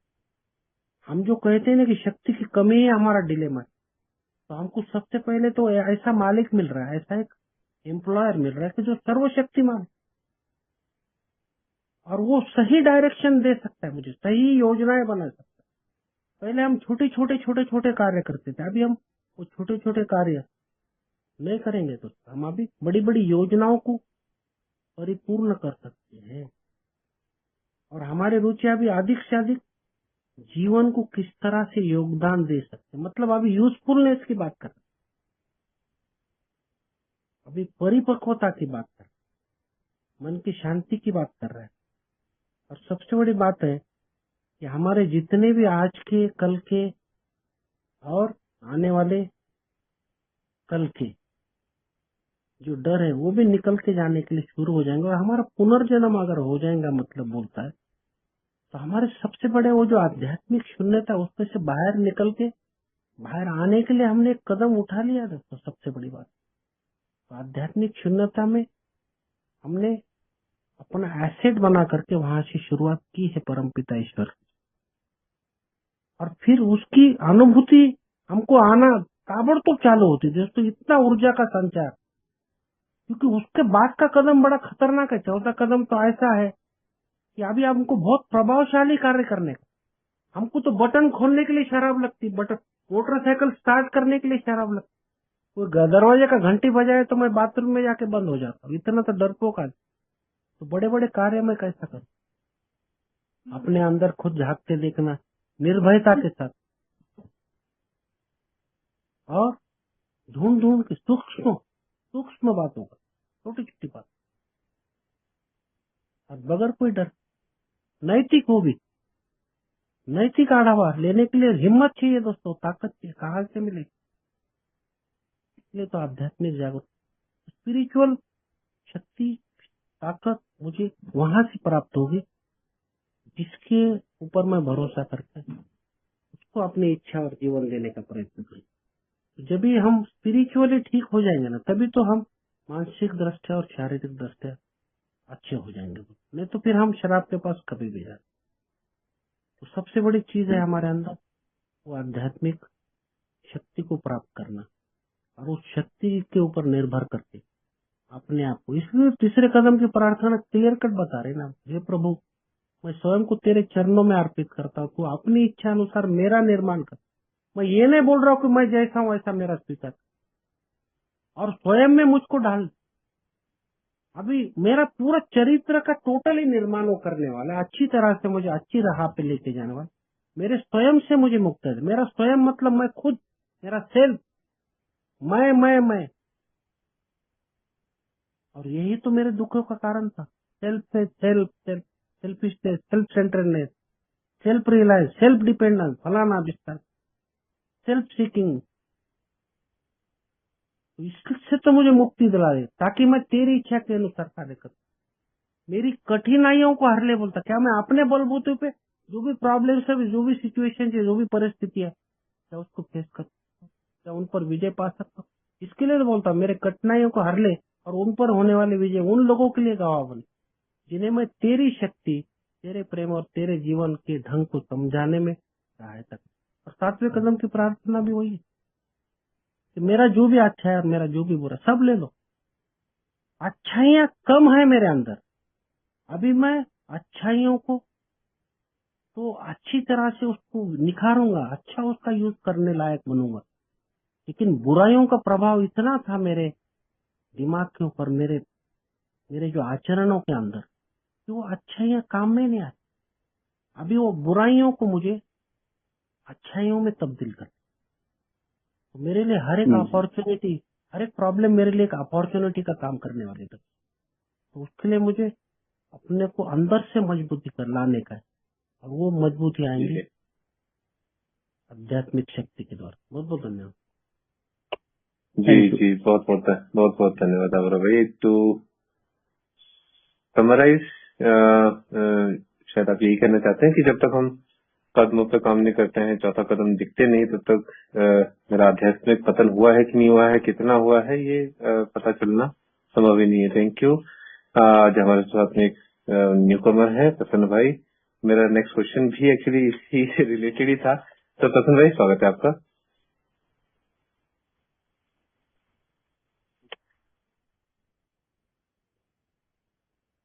जी प्रसन्न भाई।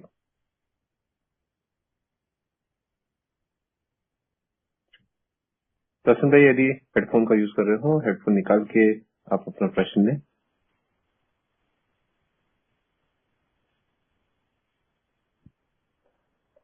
हेलो। जी प्रसन्न भाई। हाँ, मैं देख रहा था कि आज का जो टॉपिक है, 3 fold decision and spiritual solution. तो अभी मैं सुन रहा था भाई को, मैं नाम नहीं पढ़ पाया ढंग से उनका। मैं इसमें थोड़ा सा उल्टा चलना पसंद करता हूँ, या मेरे साथ में थोड़ा सा उल्टा पिक्चर हो रहा है। मैं समझ नहीं पा रहा हूँ, मेरा प्रश्न समझे इसको या मेरे मन की बात समझे। कि स्पिरिचुअली तो मैं कनेक्टेड हूँ, कनेक्टेड भी था, और पावर भी वहीं से मुझे मिल रहा था। तो वहां से ही मुझे ये आ रहा था कि यार मैं गलत ट्रैक पर हूँ, और लगातार वहीं से मैं चीजों को समझने की, जानने की कोशिश कर रहा था और प्रे कर रहा था।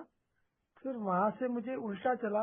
फिजिकल एनर्जी तो मैं मानता हूँ, मेंटल एनर्जी में समझता नहीं था, ठीक है। पर कुल मिलाकर मुझे रिवर्स में आया कि पहले मैं आध्यात्मिक रूप से अपने ईश्वर के पास गया कि ईश्वर मुझसे नहीं हो रहा है, नहीं हो रहा है। मैंने जो किया था वो भी आप ही के दम पे किया था, जो करूंगा आप ही के दम पे करूंगा। और वहां से फिर मुझे डायरेक्शन हुआ कि आपको सपोर्ट की जरूरत है, और आपको 2 चीजें और समझनी होगी, जो फिजिकल और मेंटल एनर्जी से रिलेटेड जो मैंने यहाँ पे सीखा। जी प्रसन्न भाई, आई थिंक आपका प्रश्न समझ में आ गया। और मेरा प्रश्न भी इससे रिलेटेड ही था हमारा भाई। यदि कोई न्यू कमर आज की मीटिंग अटेंड कर रहा है, हम 3 फोल्ड इलनेस की बात कर रहे हैं, स्पिरिचुअल सॉल्यूशन की बात कर रहे हैं, तो वो अपनी शुरुआत, संयमी जीवन की शुरुआत जो है वो कैसे करे? बहुत अच्छा प्रश्न है अमित भाई। दोस्तों, मैं शुरुआत में जब यहाँ पे आया था ना दोस्तों, तो मुझे जो चीज बताई गई थी वही चीज मैं बताऊंगा जो मेरे काम में आई। सबसे पहले मुझे किसी ने ये नहीं कहा था कि हमारा तू शराबी। मुझे यहाँ 20 प्रश्न दिए गए थे और मुझे वो स्वतंत्रता दी गई थी कि आप इस 20 प्रश्न को ईमानदारी से हाँ या ना में उसका उत्तर दीजिए। और आपको लगा कि आप शराबी हैं क्योंकि वहाँ पे नीचे 2 लाइन लिखी हुई थी। अगर 2 या 2 से ज्यादा अगर आपके हाँ है तो आप शराबी हो सकते हैं और आपको फिर अल्कोहलिक्स अनोनिमस की आवश्यकता पड़ेगी। तो मैं 17 प्रश्न मेरे सही थे दोस्तों, मैं शराबी था। लेकिन फिर दूसरा प्रश्न मुझे ये पूछा था कि क्या आपकी शराब से दूर होने की डिजायर टू स्टॉप ड्रिंकिंग। मैंने उनको कहा था हाँ मैं शराब से दूर होना चाहता। तो अगर ये 2 प्रश्न मेरे सही है तो मुझे सबसे पहले न्यू कमर को एक ही अपने आप से उन्होंने पूछना चाहिए कि वास्तविकता में क्या मेरी समस्या शराब है। अगर है तो क्या मैं शराब से दूर होना चाहता हूँ। यहाँ पे जैसा बताया गया है तो शराब से दूर होने के लिए एक ही समाधान है, एक ही सॉल्यूशन है। एक तो मीटिंग में सातत्य से आते रहो। और यहाँ पे सबसे पहली बात है कि जो यहाँ पे बताया जाता है छोटे छोटे टूल, जैसा कि किसी ने हर्ज का प्रोग्राम बताया कि भाई अगर आपको शराब की क्रेविंग बहुत ज्यादा होती है, शराब से दूरी बनाने में तकलीफ हो रही है शुरुआती दिनों, तो कुछ मीठा खा लो या पेट हमेशा भर के रहो। गुस्सा अगर आ रहा है तो किसी न किसी से बात करो, प्रार्थना करो, अकेला मत रहो, ज्यादा थको मत। 10 लोगों के नंबर अपने पास, और किसी न किसी अपने भावनाएं, अपने इमोशंस, अपने थॉट्स शेयर कर। मीटिंग में सातत्य से जाता है। कुछ भी मीठा अपने पास रखो, जैसा कि नारियल पानी है, नींबू शरबत है, ऑरेंज जूस, ऐसी कुछ सिट्रिक मतलब जिसमें विटामिन सी की मात्रा हो, ऐसी चीजें ले लो। और सातत्य से ये घर का मीटिंग इसी ट्रायंगल में अपने आप को बना। हो सका तो एक आधा बिग बुक का किताब अगर आपसे किधर से प्राप्त होता हो तो पहले पन्ने से पढ़ना चाहता। अगर नहीं समझ में आ रहा है तो जो भी भाई ने ये पढ़ा है समझ के लिया है किसी अन्य भाई से, क्योंकि इसको बेसिक टेक्स्ट कहा गया है। जैसा कि हम शुरुआती दिनों में स्कूल में जाते तो हमको कोई ना कोई टीचर सिखाता है ना, मतलब क्योंकि उसके पास वो क्वालिफिकेशन रहता है तो अपने को अच्छी तरह से समझा सकता है। उसी तरह से अल्कोहलिक्स अनोनिमस में हमारे पहले आए वाले जो भी भाई रहे उन्होंने इस किताब को किसी और भाई से समझा के लिए, समझ के लिए, कुछ समझ में आया उनको, तो ऐसे भाई से वो किताब पढ़ना चाहता। इसको बोला जाता है मार्गदर्शक। अपना कौन सा भी एक आधा ग्रुप को अपना, जैसा हम अपने खुद के घर में रोज जाते हैं ना, तो वैसा एक आधा कोई भी ग्रुप को अपना एक होम ग्रुप बनाओ। एक मार्गदर्शक लेके बिग बुक की पढ़ाई चालू करो। उसमें एक प्रोग्राम दिया गया 12 कदमों, उसको आत्मसात करने का प्रयत्न करो, उसके ऊपर काम करने का काम। फिर आपको पीछे देखने की जरूरत नहीं पड़ती। इसके लिए तो यहाँ पे सबसे बड़ी बात है, कार्यक्रम की प्रक्रिया में पहले ही लाइन में लिखा है कि हमने शायद ही कभी किसी व्यक्ति को देखा होगा जो हमारे बताए रास्ते पर चलकर असफल हुआ।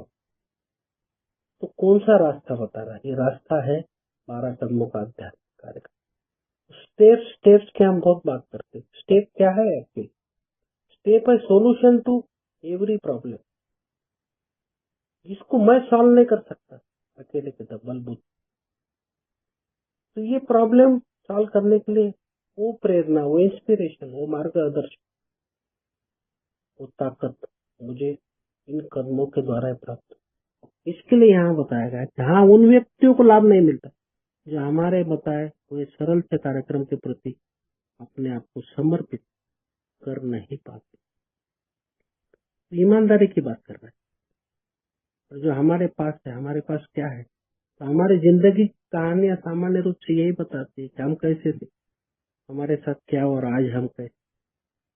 और यदि आप यह चाहते हैं कि आपने वो निर्णय कर लिया है कि जो हमारे पास है वो आपको चाहिए, उसके लिए आपको कुछ कदमों पे चलने के लिए तैयार होना पड़ेगा।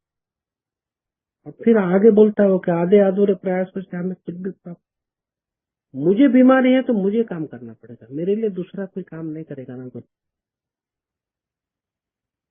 तो हम एक चौराहे पे खड़े हैं, हम कहाँ से भी किधर भी अपने आप को सुरक्षित स्थान पर अपने को अगर लेके जाने का, तो मेरे पुराने खाने पीने वाले दोस्त लोग अभी भी मुझे बुला रहे, आ जाओ बारो आ जाओ। कुछ लोग ऐसे भी है जो बोलते नहीं, मैं ए में आया, मेरी शराब दूर हो गई, बस मुझे कुछ नहीं चाहिए, कुछ कदम वदम मेरे को करने की जरूरत। फिर आज भी वो निराशाजनक परिस्थिति में है, आज भी गुस्सा है, रिसेंटमेंट है, डर है, दुनिया भर के प्रॉब्लम, वो भी बुला रहे आ जाओ। कुछ लोग ऐसे हैं जो ए में मैं क्यों आ रहा हूँ, असमंजस में, आना चाहिए नहीं आना चाहिए, किताब लेना चाहिए, प्रोग्राम करना चाहिए, अंदर बाहर स्वीकारिए नहीं बात। और कुछ लोग हमारे जैसे छोटे मोटे कुछ लोग रहे, गिने चुने, वो बोलते देखो हमने होम ग्रुप लिया, हमने प्रोग्राम लिया, हम आज सुखी समाधान आनंद जीवन की तरफ अपने आप को लेके निस्वार्थ भाव से हम जीने की एक राह हमको मिली, कृतज्ञता के साथ, ईमानदारी के साथ हम जीवन जी रहे और हम बड़े उसके लिए कृतज्ञ हैं। आप हर रोज वो चौराहे पे रोज खड़े रहते, आपको डिसाइड करने कि प्रोग्राम दोस्तों एक दिन का, यहाँ पे कोई ओल्ड टाइमर, कोई मिड टाइमर, कोई लॉन्ग टाइमर नहीं रहता है, कोई न्यू कमर नहीं रहता। हर एक भाई यहाँ पे केवल 24 घंटे के लिए आता है, और 24 घंटा है मुझे मेरी स्पिरिचुअल कंडीशन सुबह दोपहर 4 बजे, शाम में, रात में, ऐसी उसके साथ मुझे अपने आप को आगे लेके जाने का है। तो अल्कोहलिक्स एनोनिमस मुझे अपने आप को मैं जैसा हूँ ऐसा स्वीकार करने के लिए सिखाता है, अपने आप को माफ करने के लिए, अपने आप को प्रेम करने के लिए सिखाता है, अपने आप को जीने के लिए सिखाता है। प्रोग्राम जीवन दाहिनी ऐसी संस्था है दोस्तों, तो वास्तविकता में अपने आप को एक यूजफुल, एक उपयोगी और एक फिर से नागरिक बनने की प्रक्रिया में अपने आप को लेके जाता हूं। बहुत बहुत धन्यवाद जी, बहुत बहुत धन्यवाद हमारा भाई। आई थिंक प्रसन्न भाई आपको अपने प्रश्न का उत्तर मिला होगा। यदि कोई डाउट रह गया है, आप या कोई भी मेंबर किसी के प्रश्न बाकी रह गए हो, आप आफ्टर मीटिंग सेशन में अपने प्रश्न दे सकते हैं। मीटिंग समाप्ति का समय हो चुका है, हम समाप्ति प्रक्रिया की तरफ बढ़ते हैं। समाप्ति प्रक्रिया की तरफ आगे बढ़ने से पहले एक बार आभार अभी आपका पुनः बहुत बहुत धन्यवाद। बहुत ही सुंदर तरीके से आपने आज का जो विषय त्रिआयामी हमारी बीमारी और उसका एक आध्यात्मिक इलाज इसके विषय में अपने अनुभव साझा किए, बहुत बहुत धन्यवाद। तो उन्होंने ये बात बोली थी कि जब आपको क्रेविंग हो रहा है तो आप चॉकलेट यूज करें, है ना। और साथ में उन्होंने ये भी बोला विटामिन सी भी आप सप्लीमेंट यूज कर सकते हैं। तो मैं थोड़ा सा कंफ्यूज हूँ कि विटामिन सी भी काम करेगा कि यार मेरे को मीठा या चॉकलेट से या कुछ इस तरह की चीजें काम करेगी। अगर आप बताएं तो थोड़ा अच्छा लगेगा। बिल्कुल बिल्कुल, मेरे लिए जो काम किया है या मुझे जो सुझाव गया था मैं बताता हूँ दोस्तों। क्योंकि क्या है, जब भी हम शराब पीते हैं ना, मेरे जैसा व्यक्ति, मैं मेरी बात कर रहा हूँ, माफी चाहता हूँ, तो मैं अपने खाने की तरफ ज्यादा ध्यान नहीं देता हूँ दोस्तों। क्योंकि मुझे लगता है कि मैं पेट भर के खाना खाया तो फिर शराब मुझे नहीं चढ़ेगी, नशा नहीं मिलेगा। या जो पैसा मैंने शराब के लिए रखा है, अगर वो खाने के लिए मैं इस्तेमाल करूंगा तो शराब के लिए पैसा कम हो सकता है। तो मेरी कोशिकाओं को, मेरी पेशियां जो रहती ना, या मेरे जो ब्लड कार्पल्स है, मेरे ब्रेन के जो टिश्यूज है, ये टिश्यू भूखमरी के शिकार हो जाते थे। उनको जो पोषक तत्व मिलना चाहिए वो नहीं मिलता। मेरी पैनक्रियाज, मेरे इंटेस्टाइन, मेरे लंग्स, मेरे आंतड़ियां, मेरे गुर्दे, सबको जो पोषक तत्व मिलना चाहिए, मेरा हार्ट, नहीं मिलता है ना दोस्तों पोषक तत्व, मेरी हड्डियां। तो जैसा अपन बोलते हैं ना कि वो छोटे छोटे बच्चे रहते जिनके हाथ पैर छोटे छोटे हो जाते, पेट बड़ा, सर इतना बड़ा दिखता, तो उस प्रकार से मेरे शरीर की रचना होती है। तो शुरुआती दिनों में हमको इंस्टेंट एनर्जी का काम करता है नारियल पानी, नींबू शरबत, ऑरेंज जूस, पाइनएप्पल जूस, या फिर कोई भी पपीता का जूस, वाटरमेलन का जूस। इसके साथ क्रेविंग को कम करने का काम शक्कर करता है। लेकिन पेट भरा हुआ रहेगा तो क्रेविंग कम रहेगी। इसके लिए बोला जाता है कि पेट भर के रखो। और हमारा मेन क्या रहता है कि चॉकलेट मुंह में रखने से गला भी हमारा जो सूखते रहता है वो भी थोड़ा कम होता है और क्रेविंग भी कम करता है। तो ये एकदम तंतु तंत्र या एकदम प्रिस्क्राइब्ड तरीके से इसको मत लो प्रसन्ना भाई। इसको बहुत से पहले तो ऐसी ट्रीटमेंट रहती थी न्यूयॉर्क में, इनिशियल डेज में, शुरुआत में आक्रमण में होगा कि डॉक्टर लोग क्या करते थे, हमारे भी बिल डब्ल्यू साहब का जो टाउन्स हॉस्पिटल में उनका इलाज चलता था वहां पे भी यही होता था। ऐसे लोग आते थे तो इनको ये विटामिन सी की मात्रा बहुत ज्यादा मात्रा में देते, तो ताकि उनको थोड़ा सा एनर्जी मिले, ताकि अंदर से थोड़ा मजबूती मिले। हमारे पेशियों को, हमारे कोशिकाओं को एकदम भुखमरी के शिकार। इसके लिए सबसे पहले अल्कोहलिक्स एनोनिमस में आने के बाद जब ये शराब रुकती है ना दोस्तों, तो मुझे तो बहुत भूख लगती थी, तो मेरा वजन अच्छा खासा बढ़ गया था, 39 किलो का था, मैं 76 किलो तक हो गया, अच्छे खासे तबीयत बन गई थी। क्या बात है। उसके बाद फिर मानसिक दृष्टि अपने को उसको सबल बनाने के लिए, अपने मानसिकता को, वो हमको उसको योगा प्राणायाम या फिर बाकी के अच्छे अच्छे प्रार्थनाएं, अच्छे कुछ ये जो है उच्चारण जैसा ओम है या बाकी क्या, इससे हम थोड़ा सा भ्रामरी है या फिर दूसरे हमारे जो भी प्राणायाम है, इससे फ्रेश वातावरण में जाके थोड़ा सा सूर्य नमस्कार वगैरह करेंगे तो उससे भी मुझे फायदा मिला। मैं वो मुझे जो प्राप्त हुआ मैं बता, और फिर उस तरह से अपने आप को हम लोग आगे लेके जाते।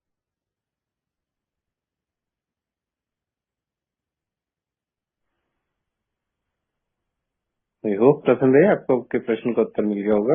थैंक यू ये बहुत सो मच। करता है, मुझे समझ में आया इतना सा कि विटामिन सी बॉडी का एनर्जी लेवल भी इम्प्रूव करता है। दिक्कत आता है ये, और दादा ने जो बताया ना वो बिल्कुल हेल्प करेगा। मेरे को लग रहा है कहीं ना कहीं मैं यही चीजें फेस कर रहा हूँ, और बहुत प्रिस्क्राइब आंसर मुझे मिल रहे हैं। Thank you so much. मुझे तो ये भी बताया था प्रसन्ना भाई कि मैं थोड़े थोड़े मुनक्के रहते ना, मतलब जो अंगूर झाड़ पे सुखाते, हाँ जी, हाँ सीड जी, रहते, बीज रहते, हाँ हाँ 3-4 भिगा के रखो, उसके साथ एक आधा अखरोट भिगाओ, 2-4 बादाम भिगाओ, एक आधा अंजीर भिगाओ, और सुबह में वो खा लो, तो मानसिक दृष्टि भी अपने को सबलता मिलेगी, ताकत मिलेगी। दादा। तो उसमें आंखों दिक्कत के आता है सामने मेरे को थोड़ा आंखों सा। के सामने अंधेरे आते थे यार, मेरे चक्कर से आते थे मुझे। हाँ अभी फिर वो धीरे धीरे धीरे फिर होता है। दादा, वो टाइम एक्चुअली थोड़ा सा मैंने शुरू करने की कोशिश किया था, पर वो थोड़ा सा मेरे को डाइजेस्ट करने में इश्यू आता है।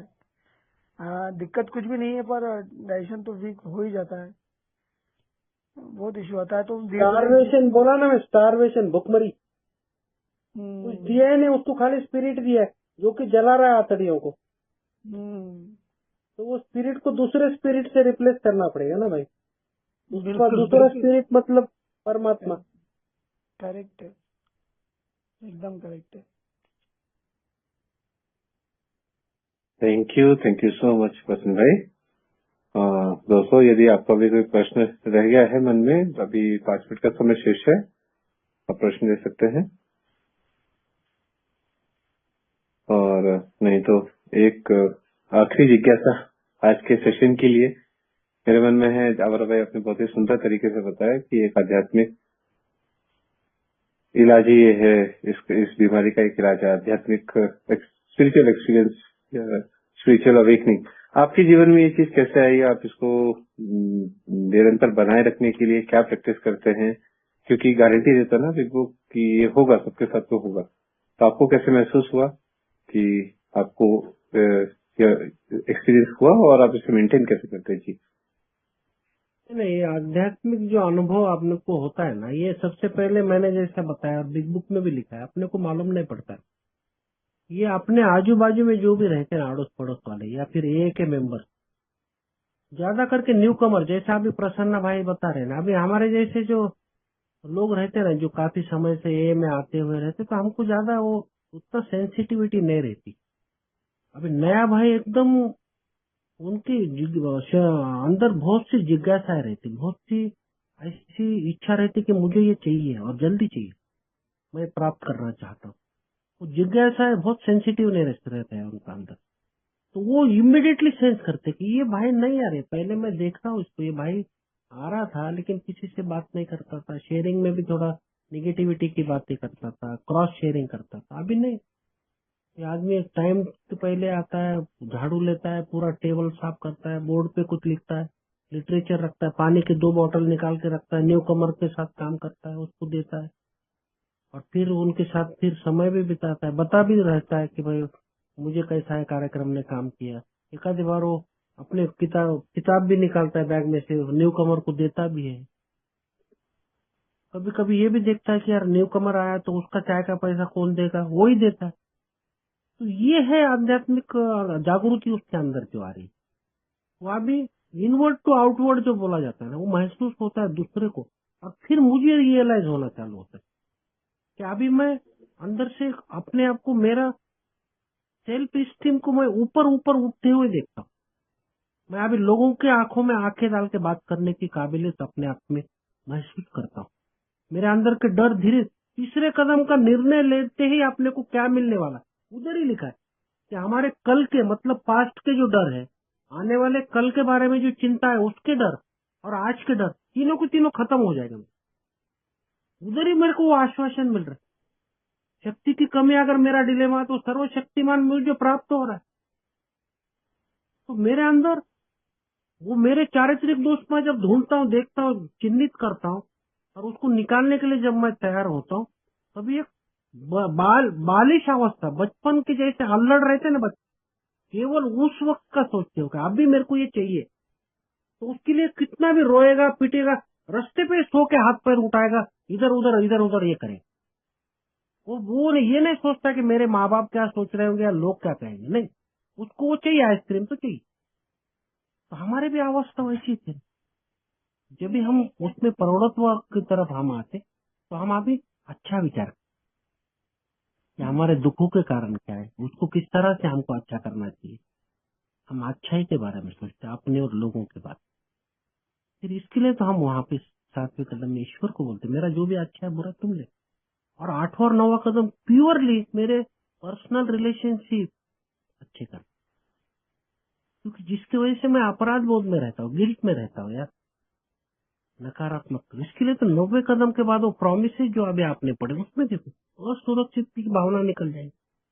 पास्ट के बारे में कोई गिल्ट नहीं, कोई शिकवा नहीं है, और ईश्वर हमारे लिए वो सब चीज कर रहे जो हम खुद हमारे, ये एहसास होना, ये फिर शुरू हो जाता है इमिडिएटली, पता ही नहीं चलता आपको, वो इनकलकेट हो जाता है, महसूस होता है और प्रैक्टिस में आता है। इसके लिए बोलता है ना, अच्छे thought, good intention, good action, अच्छे विचार आना, तो हमारे एक अच्छी विचार सरणी बनती है कि चलो ये अच्छा करना चाहिए, और फिर अच्छा कार्य हम करते तो फिर अच्छा महसूस करते।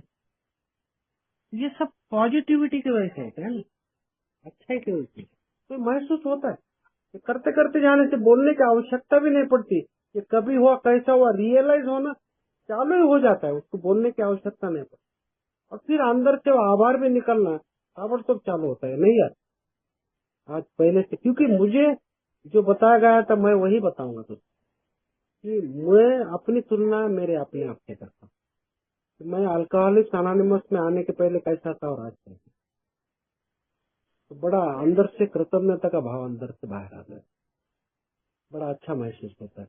और वही मेरे लिए आध्यात्मिक जागृति है कि मैं अपने आप को कम से कम अपने आप से तुलना करके देख पाता हूँ कि मैं अभी जहाँ पे भी हो, जैसा भी हो, ईश्वर की कृपा से और आप लोगों की सहायता से बड़ी अच्छी जिंदगी जी रहा है, खुशी खुशी से आनंद के साथ, जो भी संसाधन है उसके साथ अपने आप को ये देख पा रहा हूँ कि मैं हर एक समस्या का समाधान ईश्वर मेरे द्वारा अच्छी तरह से करवा रहा है।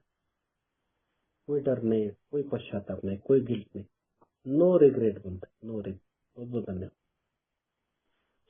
थैंक यू वंस अगेन गौरव भाई, आपके कीमती समय से आपने कुछ समय हमारे लिए निकाला अपने अनुभव द्वारा। आज की ये बहुत ही इम्पोर्टेंट टॉपिक, बीमारी का स्वरूप और उसका इलाज, इसके ऊपर आपने अपने अनुभव साझा किए, बहुत बहुत धन्यवाद।